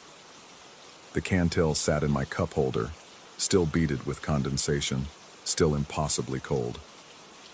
I drove out of the park, watching the red rocks recede in my mirrors, but the GPS track remained on my phone, that straight line through impossible space, connecting every moment I'd been here, would be here, had been here. 3 hours later, at a gas station in Cedar City, I finally had cell service again. Dozens of messages flooded in, friends asking why I hadn't responded to texts I'd apparently sent them during the hike, describing trails I hadn't taken, sending photos from angles I couldn't have reached. My own social media had posts I didn't make, check-ins at viewpoints that didn't exist, and a voicemail from my own number, time-stamped an hour from now. Don't go back. Or maybe, I already did. I will. You are. The canyon doesn't care about when, just that you do. Did. Will. Check your cantil. I looked at the cantil. The one from 2 years ago. Inside, etched in the metal where I'd never looked before, were GPS coordinates. Not from Zion. Not from Bryce. Somewhere else entirely. Somewhere I'd never been. Somewhere I was already going. The straight line on my GPS had started moving again, extending forward, backward, through, across, not recording where I'd been, but where I was going, where I'd always been going, where I'd always been. I turned the car around. The red rocks were calling, and I was already there, had always been there, would always be there. The shadows at the cliff's edge were waiting. They'd always been waiting. They were still waiting. They were me, waiting.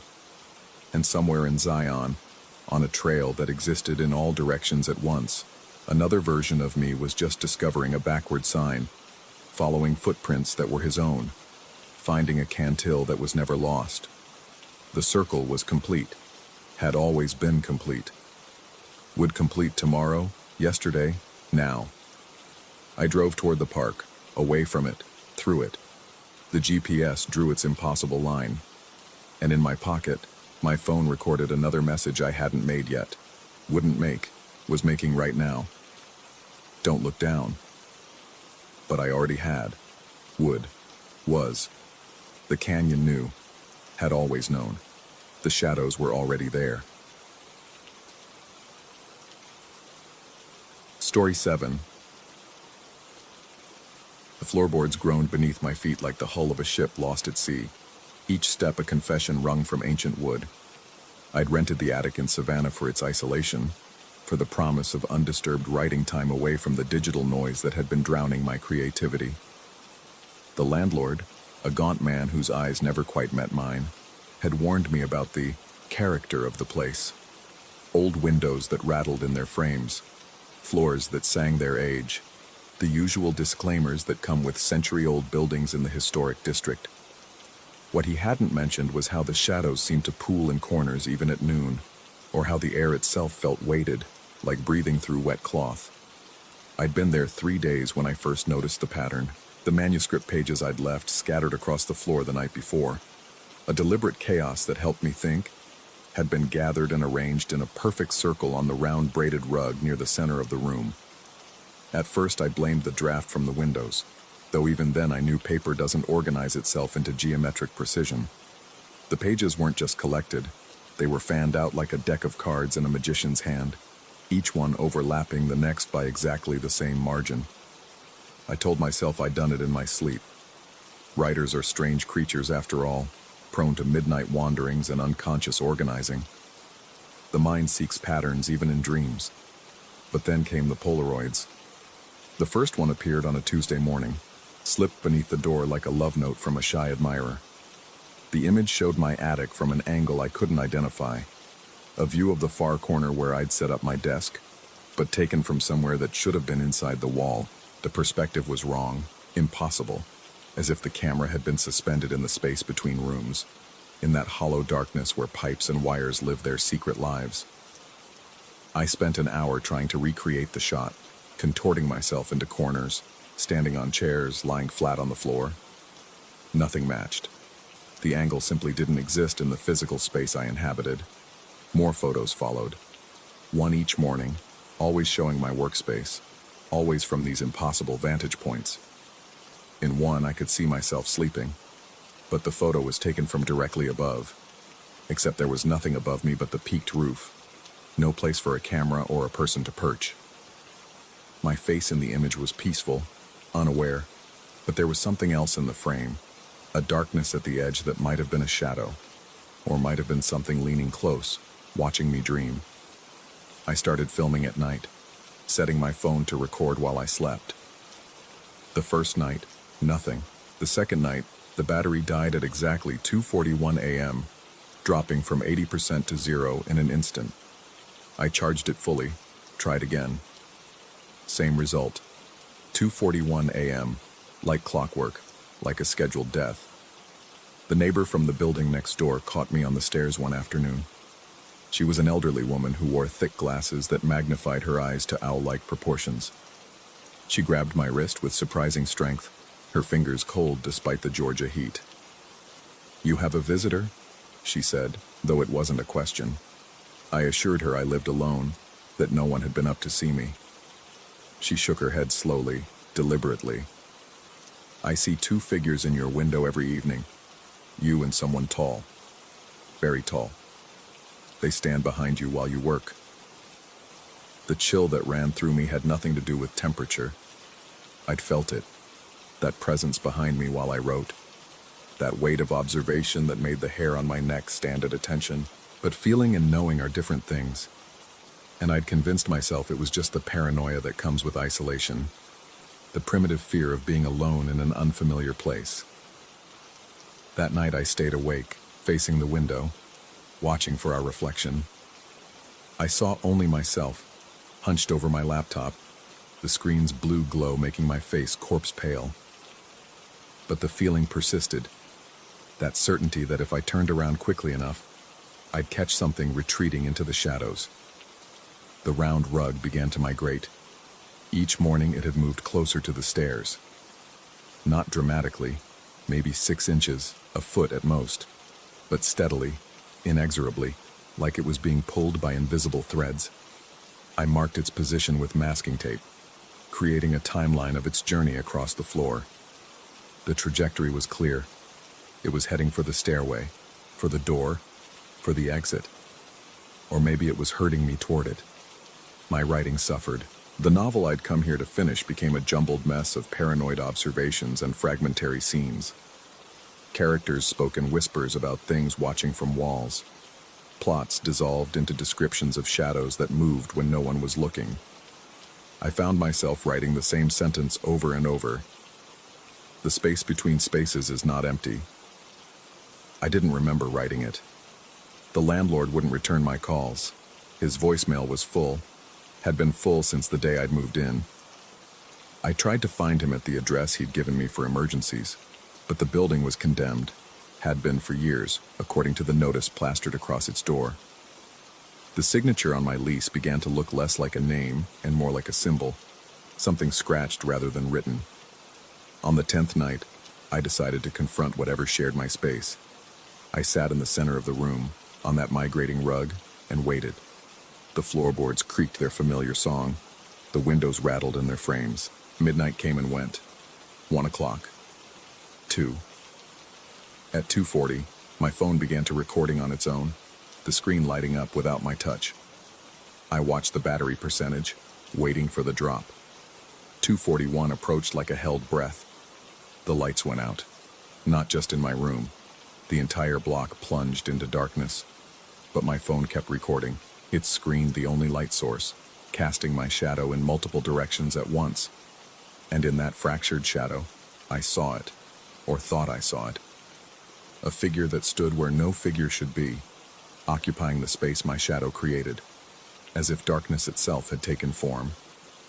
The neighbor had been right about one thing. It was tall, impossibly tall, its head bent beneath the peaked ceiling, neck crooked at an angle that hurt to perceive. But she'd been wrong about something else. It wasn't standing behind me. It was standing inside me, occupying the same space, our bodies overlapping in a way that violated every law of physics I understood. I could feel it like ice in my veins, like frost forming on the inside of my skull. When I moved my hand, another hand moved with it, slightly delayed, creating a double image in the phone's light. The battery hit 0 at 2:41. Darkness swallowed everything. When the lights flickered back on moments later, I was alone, or appeared to be. But the feeling remained, that sense of habitation, of being worn like a coat by something that didn't quite fit in human skin. The Polaroids stopped appearing. The rug stopped moving. My objects stayed where I left them. To any observer, the haunting had ended. The attic had returned to normal. But I knew better, because now, when I looked in mirrors, my reflection sometimes moved first. When I wrote, words appeared that I didn't remember thinking. And sometimes, in the corner of my eye, I caught glimpses of myself in places I wasn't standing, doing things I wasn't doing, watching me with eyes that were mine but weren't. The neighbor still saw two figures in my window, but now we both waved at her. On my last morning in Savannah, I found my boots at the door, perfectly aligned, toes pointing toward the exit. An invitation or a warning, I couldn't tell. As I laced them up, I noticed something else, a second set of footprints in the dust beside mine, leading from the rug to the door. They matched my boots exactly, down to the worn spot on the left heel. I walked down the stairs, each step echoing twice, though I walked alone. The morning sun felt strange on my skin, like I was feeling it through a filter, experiencing it secondhand. The world looked the same but felt different, as if I were seeing it through eyes that were learning how to be mine. I drove away from Savannah with all my belongings except one. The round rug remained in the attic, positioned exactly in the center of the room. I'd tried to take it, some incomprehensible compulsion making me want to keep it, but it wouldn't budge. It was as if it were nailed to the floor, though no nails were visible. Or perhaps it was waiting for the next tenant, the next writer seeking isolation, the next person to share space with whatever lived in the gaps between seconds, in the corners that cameras couldn't quite capture. I never finished my novel. Instead, I found myself writing other things. Stories that arrived fully formed in my mind at 2:41 each morning. Narratives about spaces that overlap, about boundaries that blur, about the thing that lives in the attic in Savannah and the people who carry it away with them, wearing it like a second skeleton, feeling it settle into their bones like frost. Sometimes, late at night, I catch myself arranging objects in circles without meaning to. My hands move on their own, creating patterns I don't recognize but that feel hauntingly familiar. And sometimes, when I'm very still, I can feel it breathing with my lungs, seeing with my eyes, waiting with a patience that spans decades for something I don't understand. The attic in Savannah is empty now, according to the rental listing I still check obsessively. Charming space with character, it says. Perfect for writers seeking solitude. But I know better. It's not empty. It never was. It's just waiting for the next person to share. Story 8. The barometer dropped again last night. 3 millibars in 10 minutes. Impossible under normal atmospheric conditions. But nothing here has been normal since the radar started picking up those returns. I've been manning weather station Echo 7 for 6 weeks now, though it feels like 6 months. The isolation does things to your perception of time. Out here, 300 miles north of the Arctic Circle, the days blur together into one endless stretch of white noise and data readings. The company pays well for someone willing to spend 3 months alone in this frozen nowhere, monitoring instruments and sending reports back to headquarters. They never mentioned the other things I'd be monitoring. It started with the radar anomalies 2 weeks ago. I was running routine atmospheric scans when the display lit up with returns that made no meteorological sense. They appeared as vertical columns of interference, roughly 6 feet tall, moving against the prevailing winds at a steady 4 miles per hour. The signature was too solid for precipitation, too warm for ice crystals. The computer tagged them as unknown atmospheric phenomena, which was its polite way of saying it had no idea what it was looking at. I stepped outside to visual confirmation, but saw nothing except the eternal white expanse and the howling wind that never stops. The radar showed 3 returns approaching from the northeast, but my eyes registered only emptiness. I chalked it up to equipment malfunction and filed a maintenance request that would take weeks to process. That night, the radio picked up something strange. Between the usual static bursts and atmospheric interference, I heard what sounded like voices, distorted, stretched thin like audio played at the wrong speed. I adjusted the frequency, trying to clear the signal, but the voices remained just beyond comprehension. Then, clear as day through the static, I heard my old call sign, Whiskey 7 November. My blood turned to ice water. I hadn't used that call sign in 15 years, not since my brief stint with emergency services before everything went wrong. Only a handful of people ever knew it, and they were all thousands of miles away. I grabbed the microphone, my hand trembling slightly. "This is Echo 7. Identify yourself." Nothing but static answered me. I tried again, cycling through different frequencies, but the voices had vanished as suddenly as they'd appeared. I told myself it was just random noise that my pattern-seeking brain had interpreted as familiar sounds. The isolation was getting to me, that's all. The next morning changed everything. I woke to find the snow around the station's entrance had melted in a perfect semicircle, revealing the permafrost beneath. But it wasn't the melt pattern that made my skin crawl. It was the footprints. Deep depressions in the exposed ground, as if someone incredibly heavy had stood there for hours. The prints led to my door but showed no signs of departure. Whoever or whatever had stood there had simply ceased to exist at my threshold.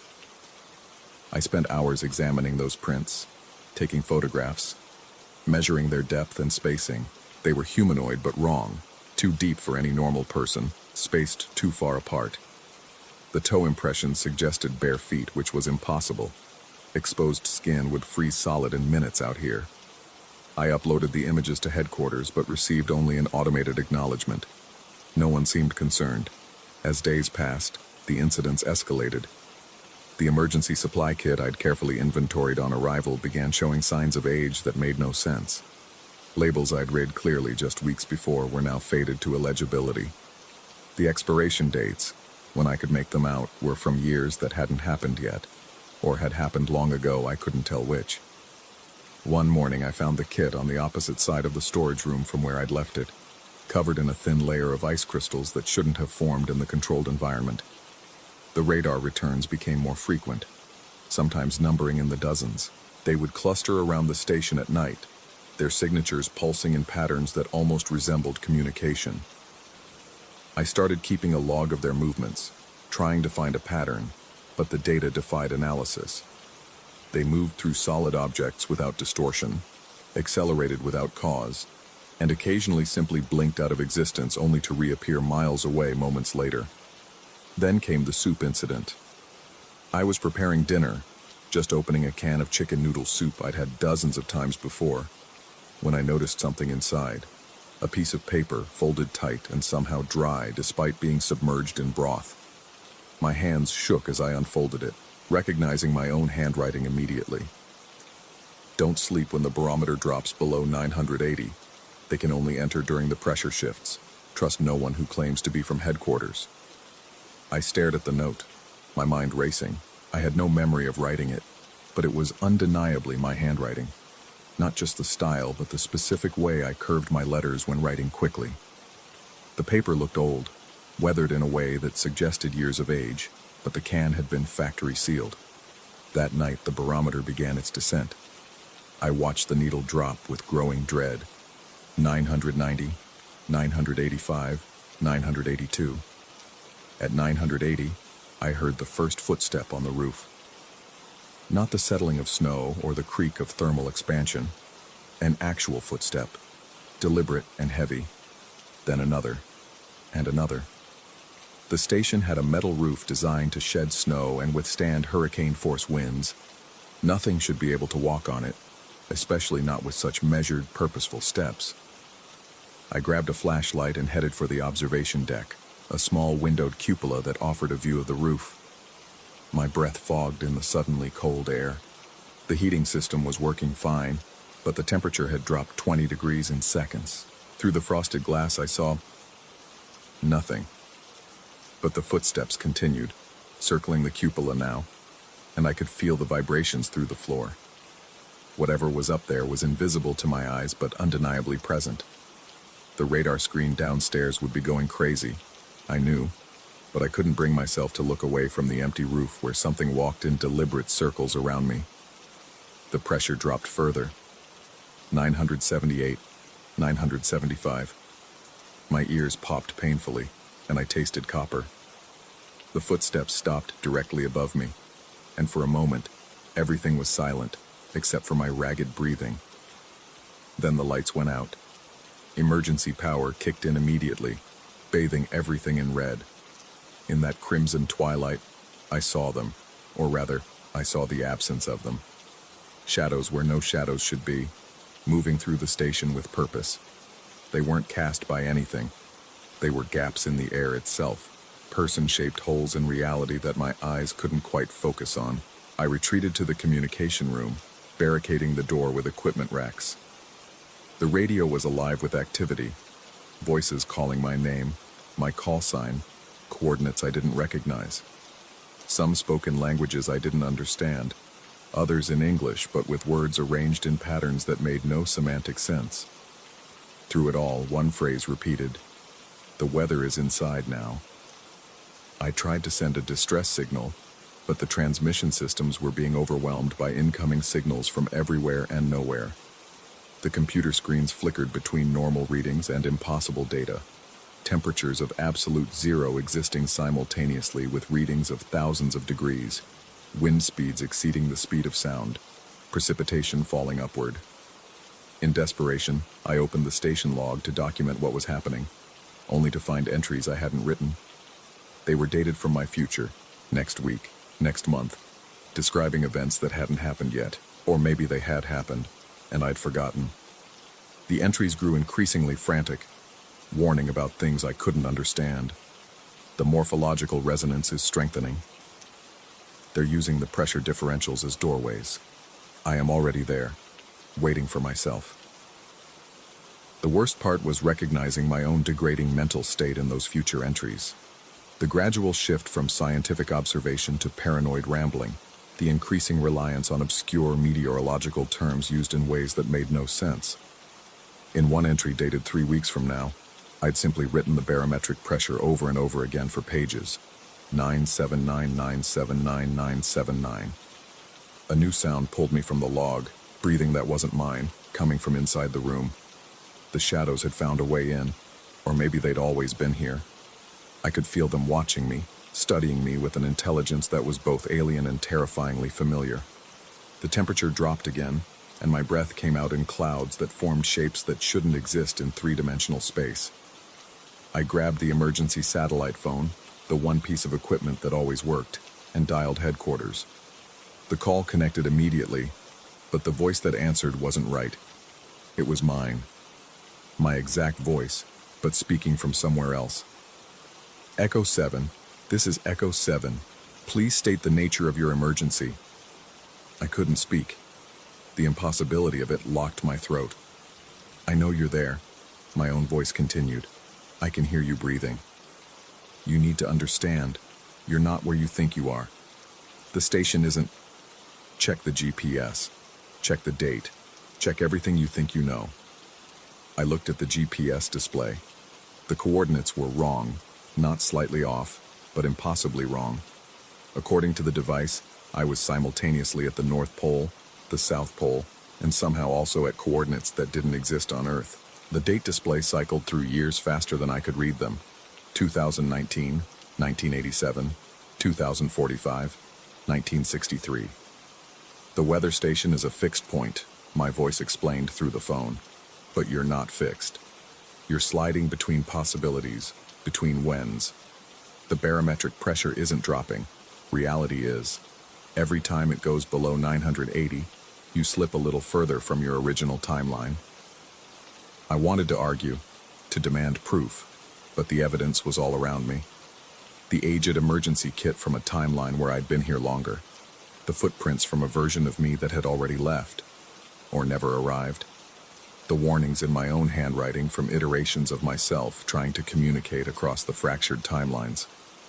How do I stop it? I asked the phone, my voice barely a whisper. There was a long pause, filled with static that sounded almost like laughter. You don't. You've already tried. You will try. You are trying right now, in 17 other iterations. Some of you succeed in sending warnings. Some of you become the shadows. Some of you are the footsteps on the roof. The barometer hit 970, and the world tilted.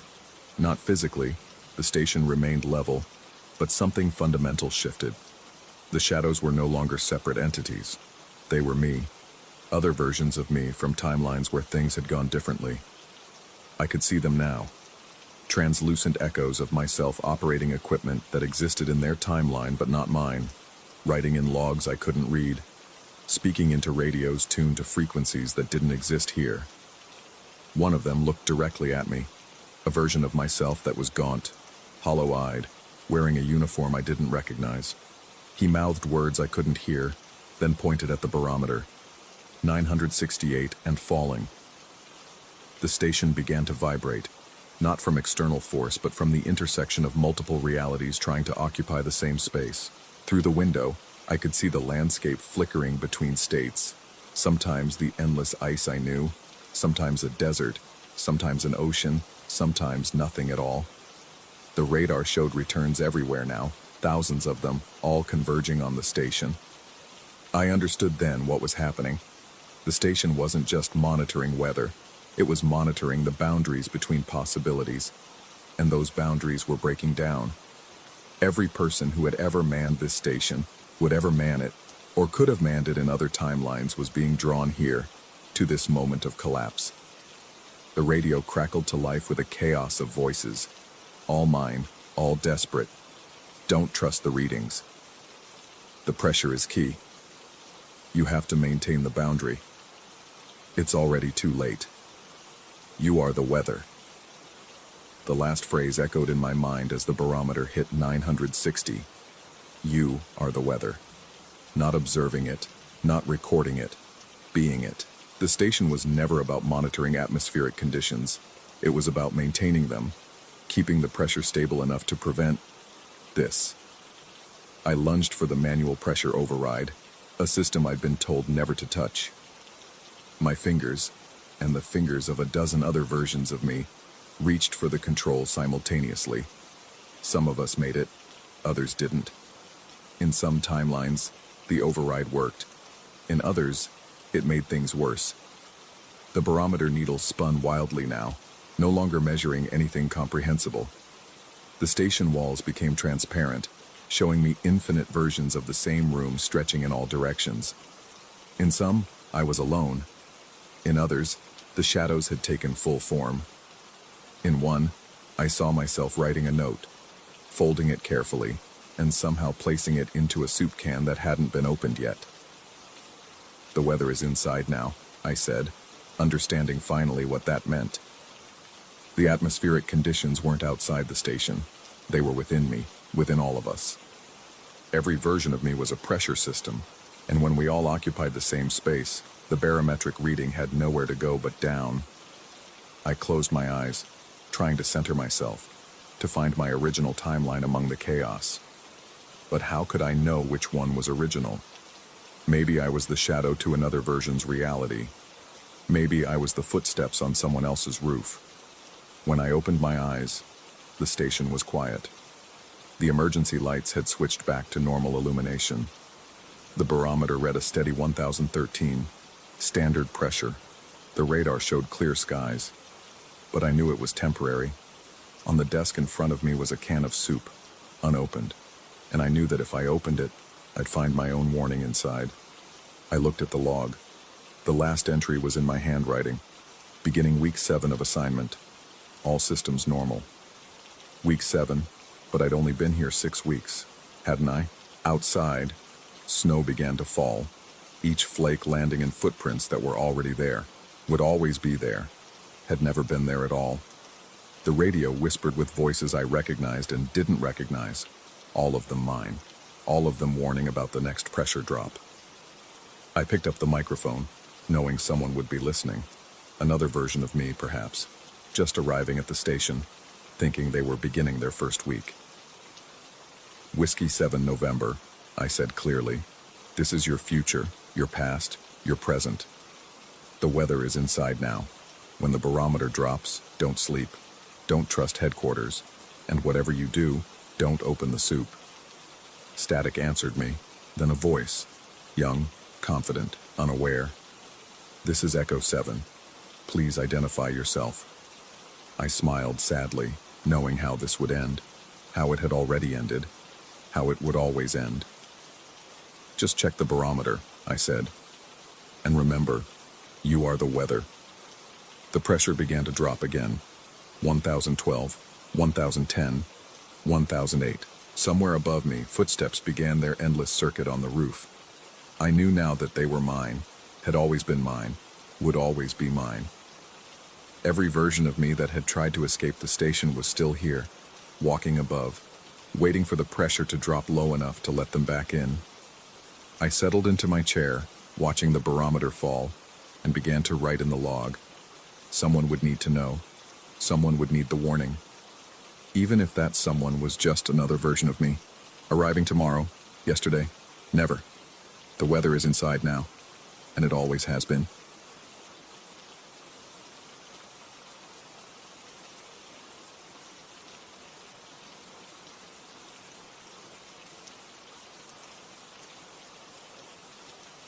Story 9.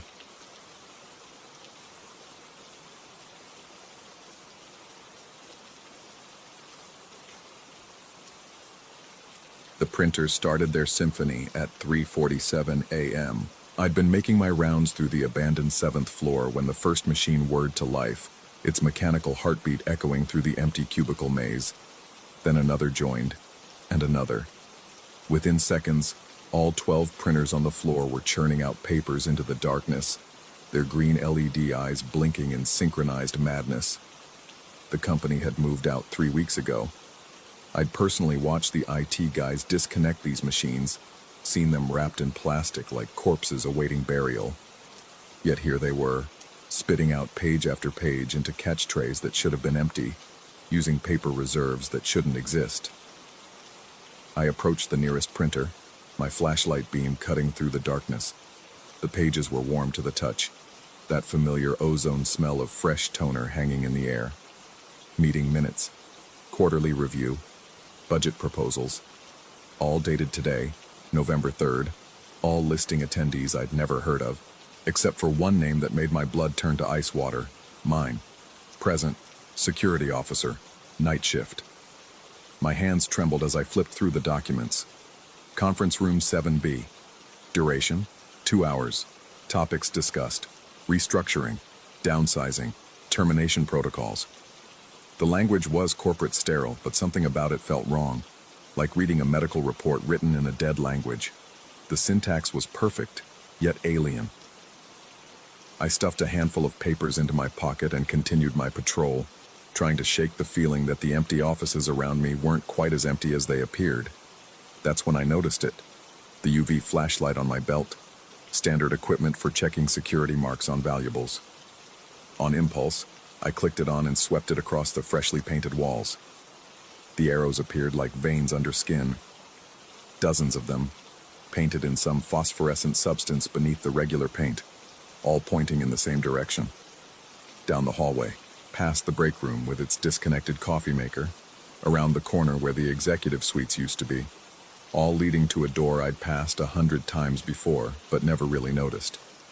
Room 713. Except there was no room 713 on the building plans. I'd memorized every inch of this place during my first week. 7 floors, 12 rooms per floor, numbered 701 through 712. Simple, logical. Yet here it was, its brass nameplate tarnished with age despite the fact that this entire floor had been renovated just last month. I stood there for what felt like hours, but was probably only seconds. My UV light revealing more arrows on the floor now, creating a path that seemed to pulse with each sweep of the beam. The rational part of my brain, the part that had spent 15 years in security, told me to walk away, file a report, let the day shift, deal with whatever this was. But the printers were still running, still calling my name in their mechanical whisper. The doorknob was cold, colder than it had any right to be in a climate-controlled building. It turned smoothly, silently, and the door swung inward to reveal nothing. Just darkness so thick it seemed to swallow my flashlight beam. I stepped inside and the temperature dropped at least 20 degrees. My breath came out in small clouds that disappeared into the black. That's when I remembered the elevator trick. Every building has its quirks, its secret maintenance codes. Hold the close door button for 5 seconds while pressing a floor number, and you skip all other calls. Press the alarm button 3 times fast, and you reset the system. But there was one combination I'd discovered by accident during a particularly boring shift. Hold the 7th floor button for exactly 13 seconds, and something else happened. The elevator would shudder, the lights would flicker, and the doors would open to... I'd never stayed to find out. Always release the button at 12 seconds, maybe 12 and a half. Some instinct, some primitive warning system in my brain always made me let go. Tonight, I held on. The elevator arrived with its familiar ding, doors sliding open to reveal the same beige interior I'd seen 1,000 times. I stepped inside, placed my thumb on the 7th floor button, and started counting. 1 Mississippi, 2 Mississippi. The fluorescent light hummed above me. 5 Mississippi, 6 Mississippi. A subtle vibration in the floor, barely noticeable. 9 Mississippi, 10 Mississippi. The light flickered, just once. 12 Mississippi. Every instinct screamed at me to let go. My thumb ached from the pressure. 13 Mississippi. The elevator lurched sideways. Not up or down, sideways, in a direction that shouldn't exist in 3-dimensional space. My stomach turned inside out, and for a moment I could taste colors and see sounds.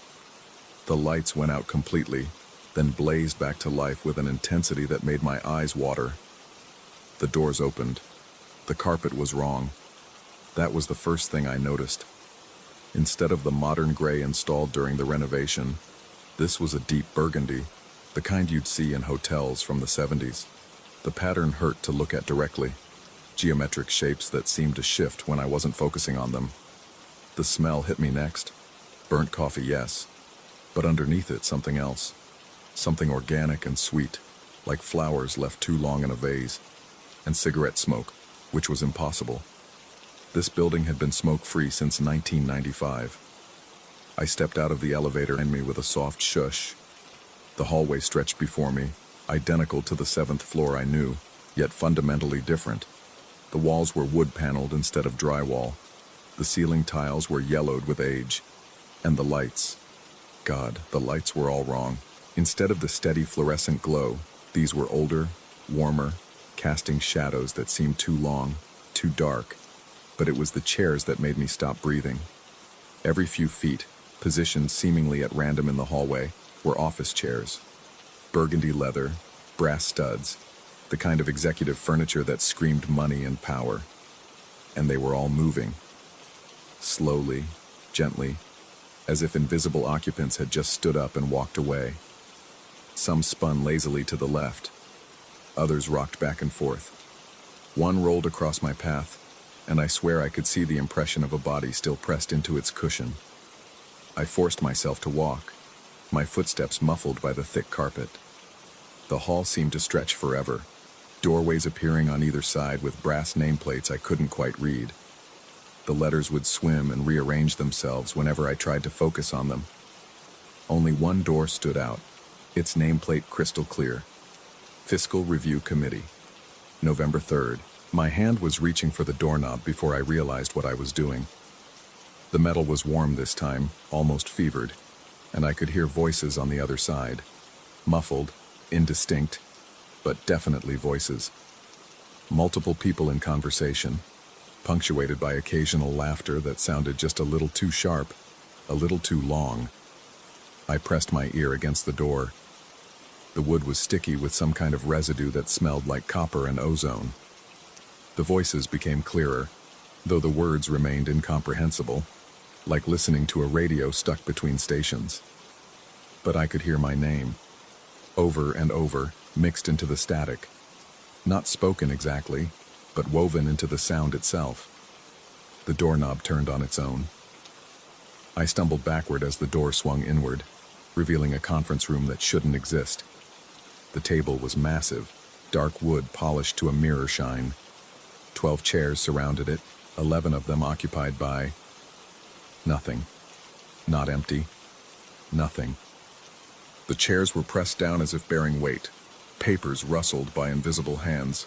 Coffee cups rose and tilted in midair before settling back onto saucers. The 12th chair, at the far end of the table, was turned away from me. On the wall behind it, a thick layer of dust covered everything. The whiteboards, the certificates, the motivational posters with their aggressive optimism. Dust so thick it looked like snow, like decades of abandonment compressed into a single moment. Yet the invisible occupants continued their meeting, oblivious to the decay around them. I backed out of the room, pulling the door shut with shaking hands. That's when I saw it. My jacket. My personal jacket. The one I'd left in my locker at the beginning of my shift, hanging on a coat rack beside the door. The fabric was faded, worn in places I didn't recognize, and when I reached for it, I noticed something else. My security badge was clipped to the pocket, but it was different, older. The photo showed my face, but aged, lines around my eyes that didn't exist yet, gray in my beard that hadn't appeared. The expiration date was smudged, unreadable, but the issue date was clear. November 3rd, 1987. I unclipped my current badge from my belt and held it near the old one. The new badge's light turned red immediately. The cheerful beep replaced by an angry buzz. Access denied. But the old badge, the impossible badge, glowed a soft, steady green. The meeting room door opened again. This time, I could hear my name clearly, called out in a voice that might have been mine if I spoke through water, through time, through dimensions I couldn't comprehend. I ran, back down the hallway with its moving chairs and swimming nameplates, back to the elevator that shouldn't go to floors that didn't exist. I hammered the call button, and when the doors finally opened, I threw myself inside and pressed the button for the real 7th floor, held it for a normal, rational, sane amount of time. The elevator moved in directions I could understand this time. When the doors opened, I was back in the renovated hallway with its gray carpet and LED lights. The printers had stopped their symphony.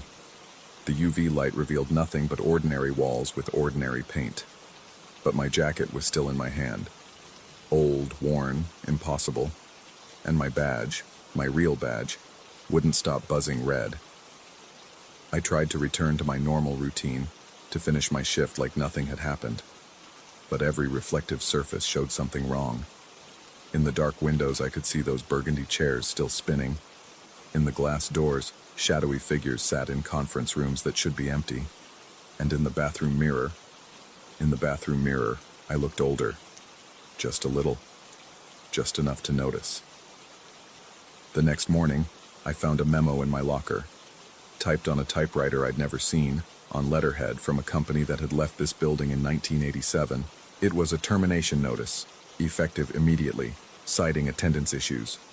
Specifically, my failure to attend mandatory meetings on the 7th floor. The date at the bottom, November 3rd. No year specified. I tried to leave, made it all the way to my car before realizing my keys wouldn't work. The badge reader at the parking garage exit wouldn't recognize me. My phone had no signal, showed no carrier, displayed a date that kept shifting between 1987 and today, and years that hadn't happened yet. So I came back, took the elevator to 7, held the button for 13 seconds. The meeting is still going on. It's always going on. The invisible attendees never leave, never stop discussing their restructuring, their downsizing, their termination protocols. The dust grows thicker every time I visit, but the meeting continues. My jacket hangs by the door, getting older, getting more worn, getting more familiar. Sometimes I sit in that 12th chair. Sometimes I can almost see the others. Silhouettes made of static and old coffee and corporate jargon that died decades ago. They welcome me like I've always been there, like I always will be there. My real badge never works anymore. The red light follows me through every door, every hallway, every moment of what used to be my life. But the old badge, the impossible badge, that one always glows green. I've stopped trying to understand what's real. Maybe the company never left. Maybe I never arrived. Maybe that 13th second opened a door that can't be closed. And I'm stuck between moments like those papers are stuck between existing and not existing. Like those chairs are stuck between occupied and empty. The printer started again while I was writing this. Down on the real 7th floor, or what I used to think was the real 7th floor. They're printing new meeting minutes. Tomorrow's date. Next week's date. Dates from 1987 and 1995 and 2030. My name is on all of them. I should go. The meeting is about to start. It's always about to start. The burgundy chairs are waiting, spinning their lazy spirals in a hallway that exists in the 13 seconds between sanity and something else. Sometimes, late at night when the building settles and groans, I wonder if I ever actually held that button for 13 seconds. Or if maybe I'm still holding it. Still standing in that elevator, thumb pressed to a button that's wearing through my skin, counting Mississippis that never end, waiting for doors to open onto a floor I've already entered. The green light on my old badge is the only constant now. It pulses like a heartbeat, like a promise, like a prison. Welcome to the 7th floor. We've been expecting you.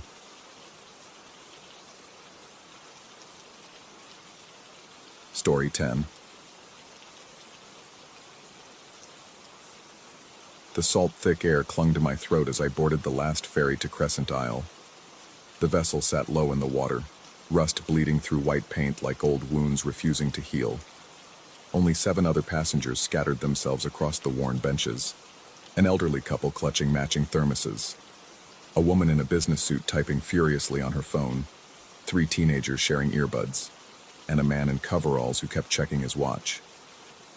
The calm sea stretched like black glass, reflecting nothing. I chose a seat near the window, watching the mainland lights shrink to pinpricks. The ferry's engines hummed a frequency that made my teeth ache, a vibration that seemed to bypass my ears and settle directly in my bones. 20 minutes out, something shifted. The information panel above the bar flickered, its blue LED letters rearranging themselves from outbound, Crescent Isle, to return voyage. But we hadn't turned around. I stood, steadying myself against the slight roll of the deck, and approached the bar. The bartender, a weathered man with nicotine-stained fingers, was methodically wiping down the counter with a gray rag. As I watched, water beaded across the polished wood surface as if an invisible wave had just crashed over it. Salt crystals formed in the puddles, glittering under the harsh fluorescent lights. "Excuse me," I started, but the words died as a row of empty glasses began sliding along the bar top. Not randomly, they moved with purpose, all in the same direction, against the ferry's gentle list, away from where the island's lighthouse should be. The bartender didn't look up. His rag continued its hypnotic circles, spreading the mysterious moisture rather than absorbing it. The smell hit me then, not just salt, but something organic, like seaweed left to rot in a closed room. My stomach clenched. "Sir?" I tried again. This time he raised his head, and I noticed his eyes weren't quite focused on me, but on something just past my left shoulder. "You'll want to wait for the second docking," he said, his voice flat as the surrounding sea. "The second docking? What does that mean?" He resumed cleaning, the conversation apparently over. I returned to my seat, unease crawling up my spine like cold fingers. The other passengers seemed oblivious, continuing their quiet activities, as if invisible waves weren't washing over the bar, as if our destination hadn't mysteriously changed on the display. Through my window, the lighthouse beam swept across the water in its reliable pattern. Then it stuttered. For 3 rotations, the light hit the same spot twice, like a record skipping. On the 4th pass, I saw why. There were 2 lighthouses, 2 islands. The images overlapped for a moment before snapping back to one, but the afterimage burned in my vision. 2 sets of dock lights. 2 piers stretching into the dark water like skeletal fingers. The teenagers had stopped listening to their music. They sat rigid, staring at their phones with expressions of confused horror. The businesswoman's fingers had frozen over her keyboard. Even the elderly couple had gone silent, their thermoses forgotten on the bench beside them. Only the man in coveralls continued checking his watch, but now I noticed he was mouthing words with each glance. Counting down. The ferry's PA system crackled to life, the static forming almost words before resolving into clarity. But instead of the standard arrival announcement, I heard my own name. My full name, middle included, which I hadn't used since signing mortgage papers 5 years ago. Passenger identification confirmed, delivery awaiting at dock, payment received in full. My hands were shaking. I didn't remember ordering anything to the island. Hell, I'd only decided to visit yesterday. A spontaneous trip to clear my head after the divorce papers were signed. No one knew I was here. The ferry lurched, though the sea remained impossibly calm. Through the window, the island had solidified again. But something was wrong with the perspective. The dock seemed both 100 yards away and close enough to touch. My depth perception kept shifting, making me nauseous. The engine sound changed, deepening to a throb that made my chest cavity resonate. We were slowing, approaching the pier with unnatural precision. No rope throws, no shouted instructions. The ferry simply glided to a stop as if magnetized to the dock. The man in coveralls stood first, his count apparently complete. He walked to the exit without looking at anyone, his gait mechanical. The teenagers followed, moving in perfect synchronization. The businesswoman packed her laptop with robotic efficiency. The elderly couple rose as one. I remained seated, every instinct screaming at me not to disembark. But my legs moved anyway, carrying me toward the exit as if I were a passenger in my own body. The gangplank was already down, though I hadn't seen anyone lower it. On the dock, a single floodlight illuminated a leather suitcase. Vintage, the kind with brass corners and thick buckles. My initials were embossed on the side in gold lettering that had gone green with age. The smell of mildew and brine wafted from it, strong enough to make me gag. The other passengers had vanished. Not walked away, vanished. The dock stretched empty in both directions, wet wood gleaming under sparse lights. Even the ferry behind me had gone quiet, its windows dark as if it had been abandoned for years.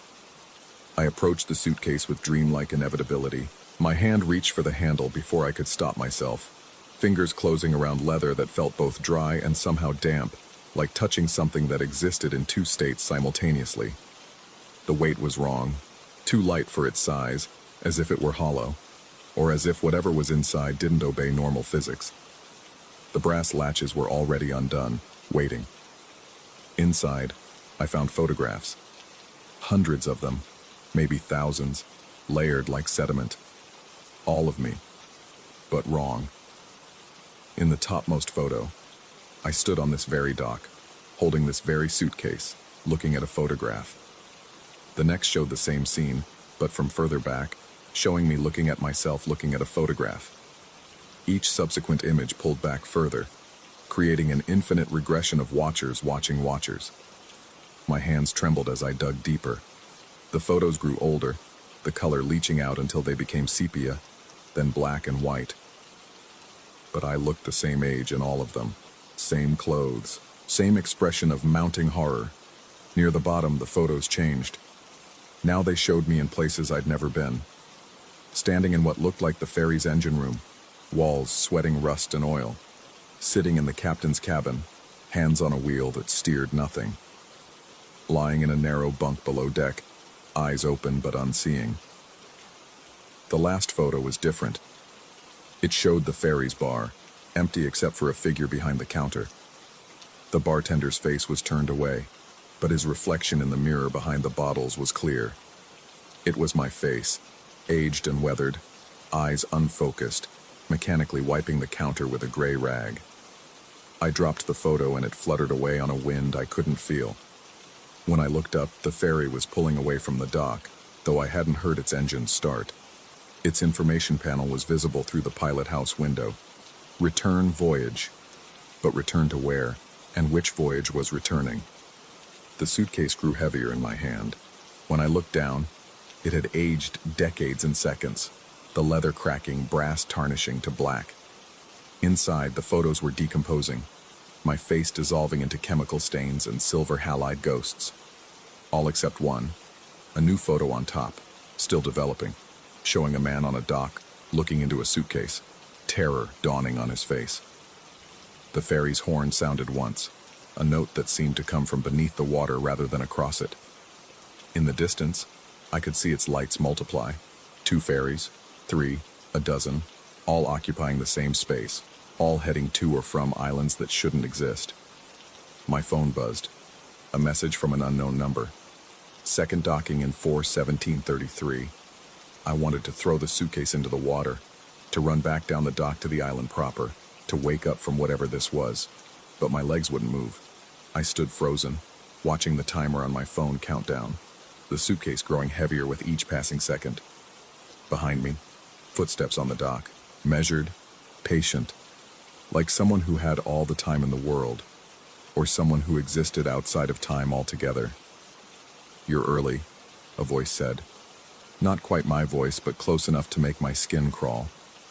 "The second docking isn't for hours yet." I turned slowly, already knowing what I'd see. He looked exactly like me, except for the eyes. They weren't focused on me, but on something just past my left shoulder. He wore coveralls, the same ones the watching man on the ferry had worn. In his hand, a pocket watch that ticked backwards. "Every ferry needs a bartender," he said, though his lips didn't quite sync with the words. "Every voyage needs a return. Every docking needs a second." The suitcase fell from my numb fingers, spilling photographs across the wet dock. They scattered in the wind that still didn't touch me, each one showing a different version of this moment, me facing myself, multiplied into infinity. In some, I was the one in coveralls. In others, I was already behind the bar, eternally wiping moisture that came from nowhere and never dried. "The ferry will return," the other me said, checking his backwards watch. "It always returns, and you'll know when it's time." He walked past me, through the space where physics should have prevented 2 objects from existing, and I felt myself scatter like the photographs. Part of me went with him, back to the ferry that was already returning despite never having truly left. Part stayed on the dock, waiting for a second docking that would come in 4:17:33, or had already happened. or was happening continuously in a loop that had no beginning. The lighthouse beam swept across the water, stuttering on every third pass. Each time it illuminated the dock, I saw myself standing in a different position, by the suitcase, at the gangplank, behind the bar, in the captain's cabin. All simultaneous, all real. My phone buzzed again. The timer had reset. Second docking in 4:17:33. The exact same amount of time. Always the exact same amount of time. I picked up one of the scattered photographs. It showed me picking up a photograph of me picking up a photograph. The recursion made my head spin, reality folding in on itself like origami made of moments. The ferry's horn sounded again, closer now, though it should have been farther away. Through the lighthouse's stuttering beam, I could see it approaching. The same ferry, a different ferry. All ferries, all at once, their information panels cycling through messages.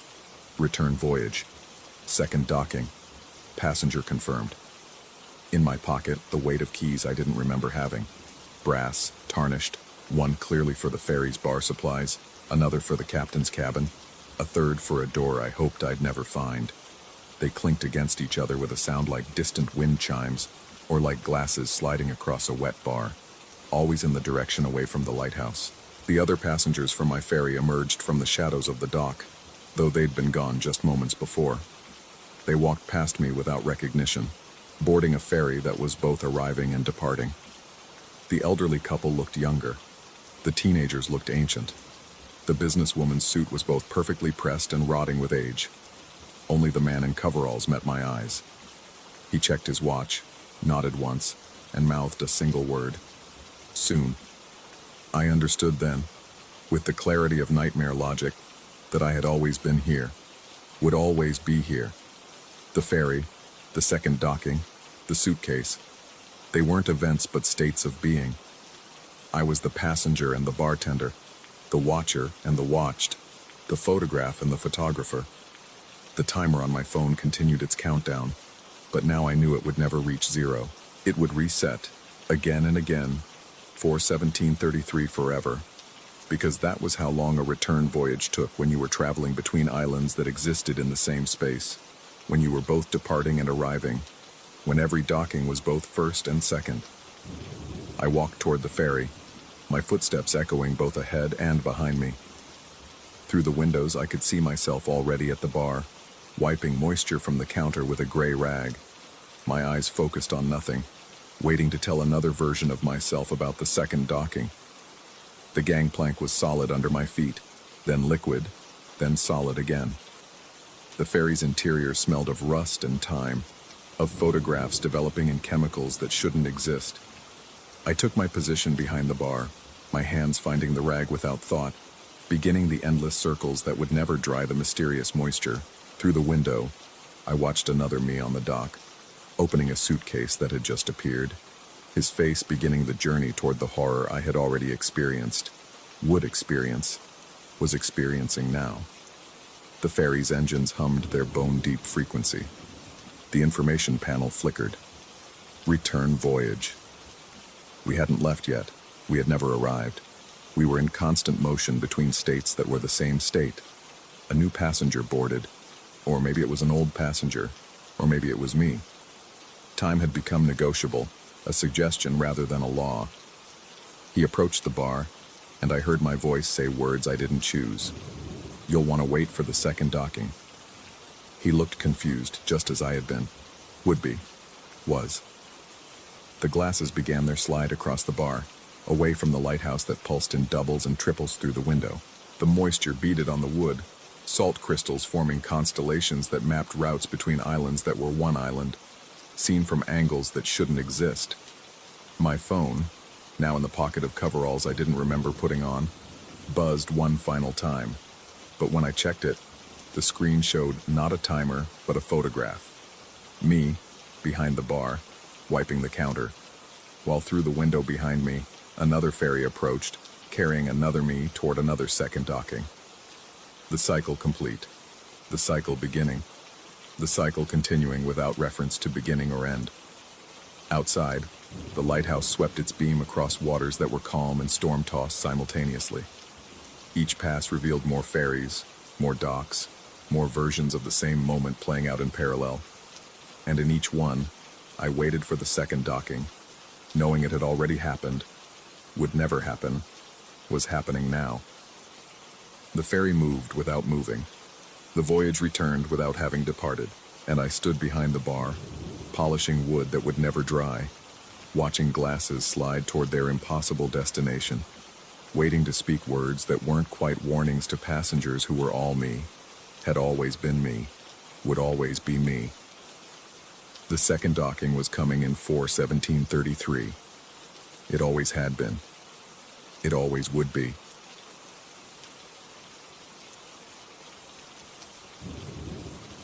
Story 11.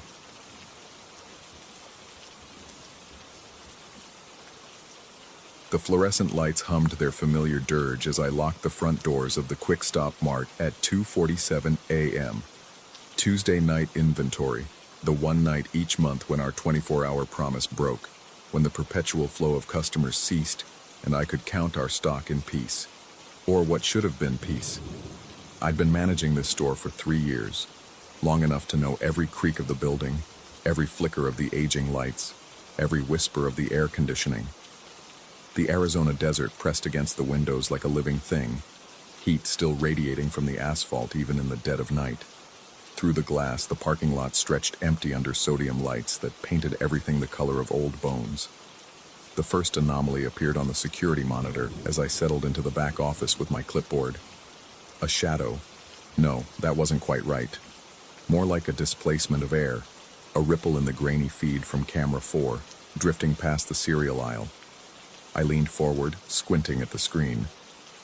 The motion sensors remained dark, their red lights unblinking.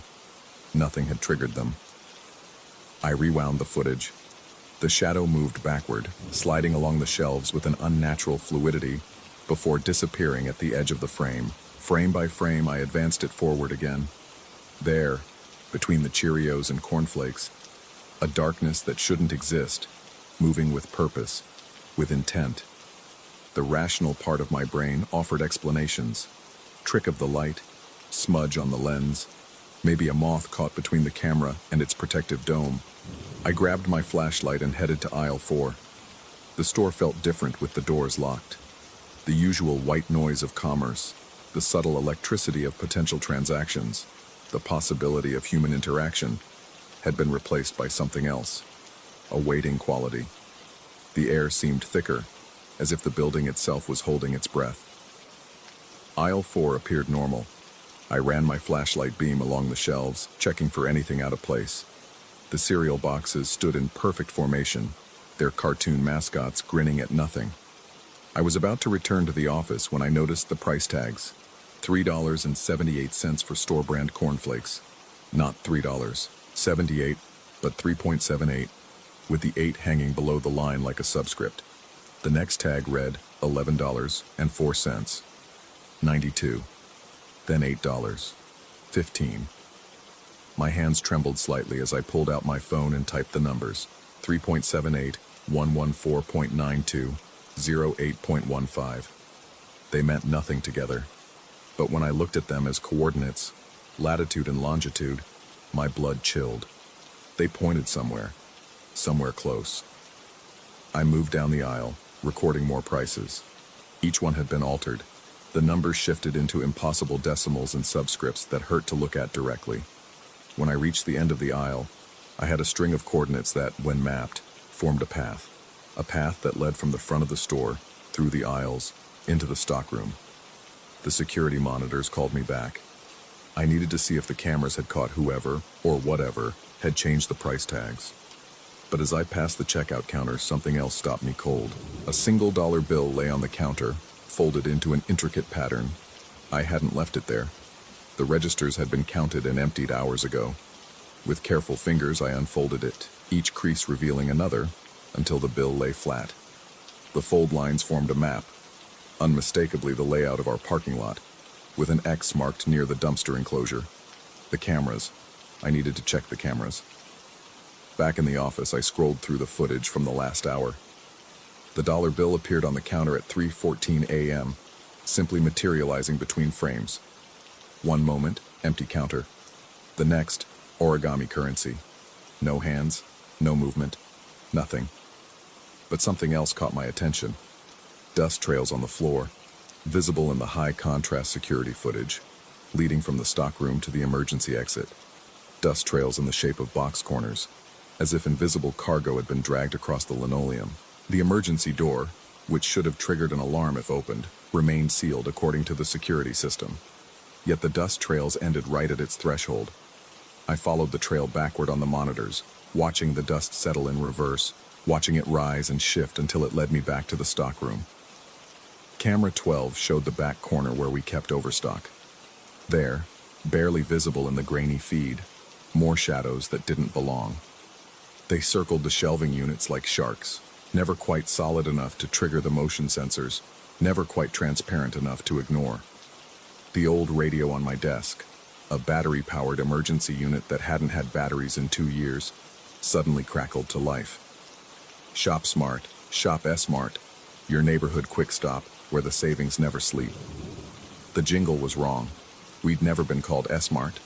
The voice was wrong too, synthesized and stretched, like an AI trained on degraded audio. The commercial continued, advertising products we didn't carry, prices and currencies that didn't exist, store hours that defied physics. Open 25 hours a day, 8 days a week, serving you in dimensions you haven't discovered yet. I yanked the back panel off the radio. Empty. No batteries, no hidden power source, nothing but dust and spider silk. Yet the commercial continued, the voice growing more distorted, more insistent. Special inventory tonight only. Selected customers will receive. Will receive. Will receive. The message looped, skipped, reformed. You have been selected. Follow the coordinates. Your transaction awaits. The radio died as suddenly as it had started, leaving only the fluorescent hum and my rapid breathing. My hands shook as I gathered my courage and my flashlight. The coordinates from the price tags, the map on the dollar bill, the dust trails, they all pointed to the same conclusion. Something wanted me in the stockroom. The walk from the office to the stockroom felt like miles.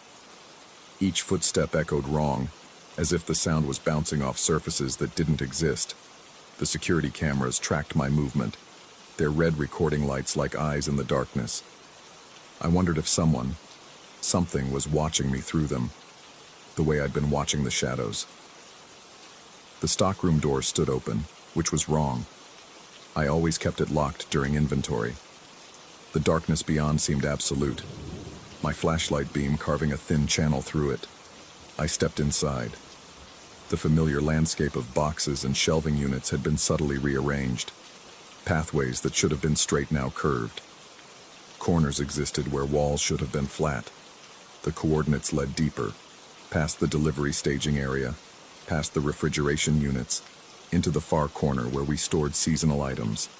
Christmas decorations in July, Halloween candy in January.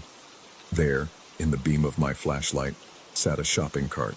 It was still moving, wheels spinning slowly, gently rocking as if someone had just released the handle. Inside the cart, nothing.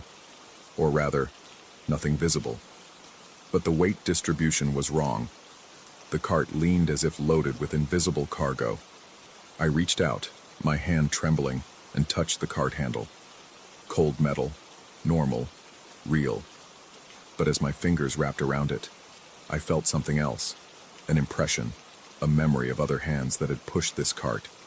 Hundreds of hands, thousands, all pushing the same cart through aisles that didn't quite exist, collecting items that weren't quite there, shopping in a store that was almost, but not entirely, the quick-stop mart I managed. The radio in my pocket, my phone, burst into static. Through the white noise, I heard it again. The commercial, the jingle, the promise of savings in dimensions yet discovered. But underneath it, barely audible, voices, conversations. The mundane chatter of retail transaction, but wrong, reversed, or in languages that predated speech. I turned to run, but the stockroom had rearranged itself again. The path I'd taken no longer existed. New corridors branched off in directions that hurt to contemplate. The shopping cart rolled behind me, pushed by nothing, following with the patience of a predator that knows its prey has nowhere to go. My flashlight flickered, the beam revealing glimpses of things that shouldn't be. Price tags floating in midair, their numbers constantly shifting into new coordinates. Shadows of customers shopping in aisles that overlapped with ours, but existed somewhere else. Products on shelves that were simultaneously empty and full, their states superimposed like some retail horror version of Schrodinger's cat. I found myself back at the coordinates' origin point, though I couldn't remember walking there. The shopping cart had arrived before me, impossibly waiting with its invisible cargo. On the floor, dust had arranged itself into words. Transaction pending.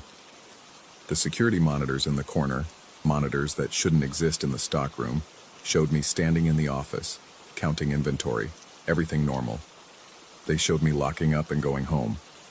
They showed me arriving tomorrow night for another shift, as if this night hadn't happened, wouldn't happen, was happening in a loop that existed outside the normal flow of time.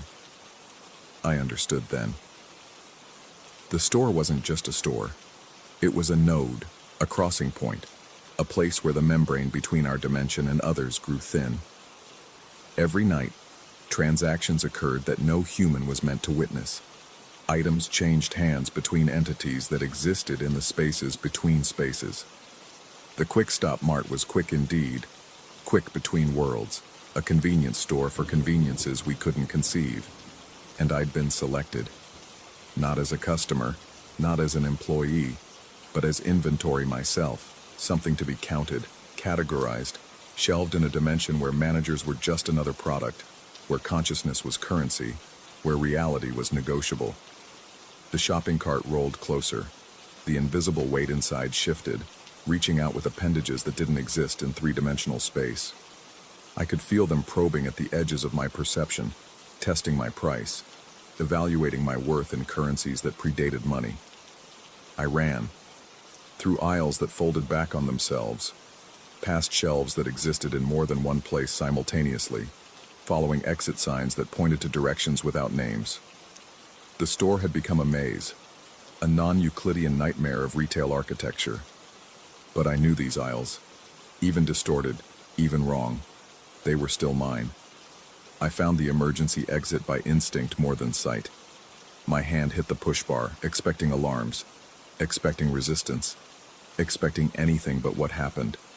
The door opened onto the morning sun, bright, impossible Arizona sun at what should have been 4 a.m. I stumbled into the parking lot, gasping, shaking. Behind me, the Quick Stop Mart looked normal. Through the windows, I could see myself inside, still conducting inventory, moving through the aisles with my clipboard. The other me looked up, made eye contact through the glass, and smiled with too many teeth. My phone buzzed. A text from an unknown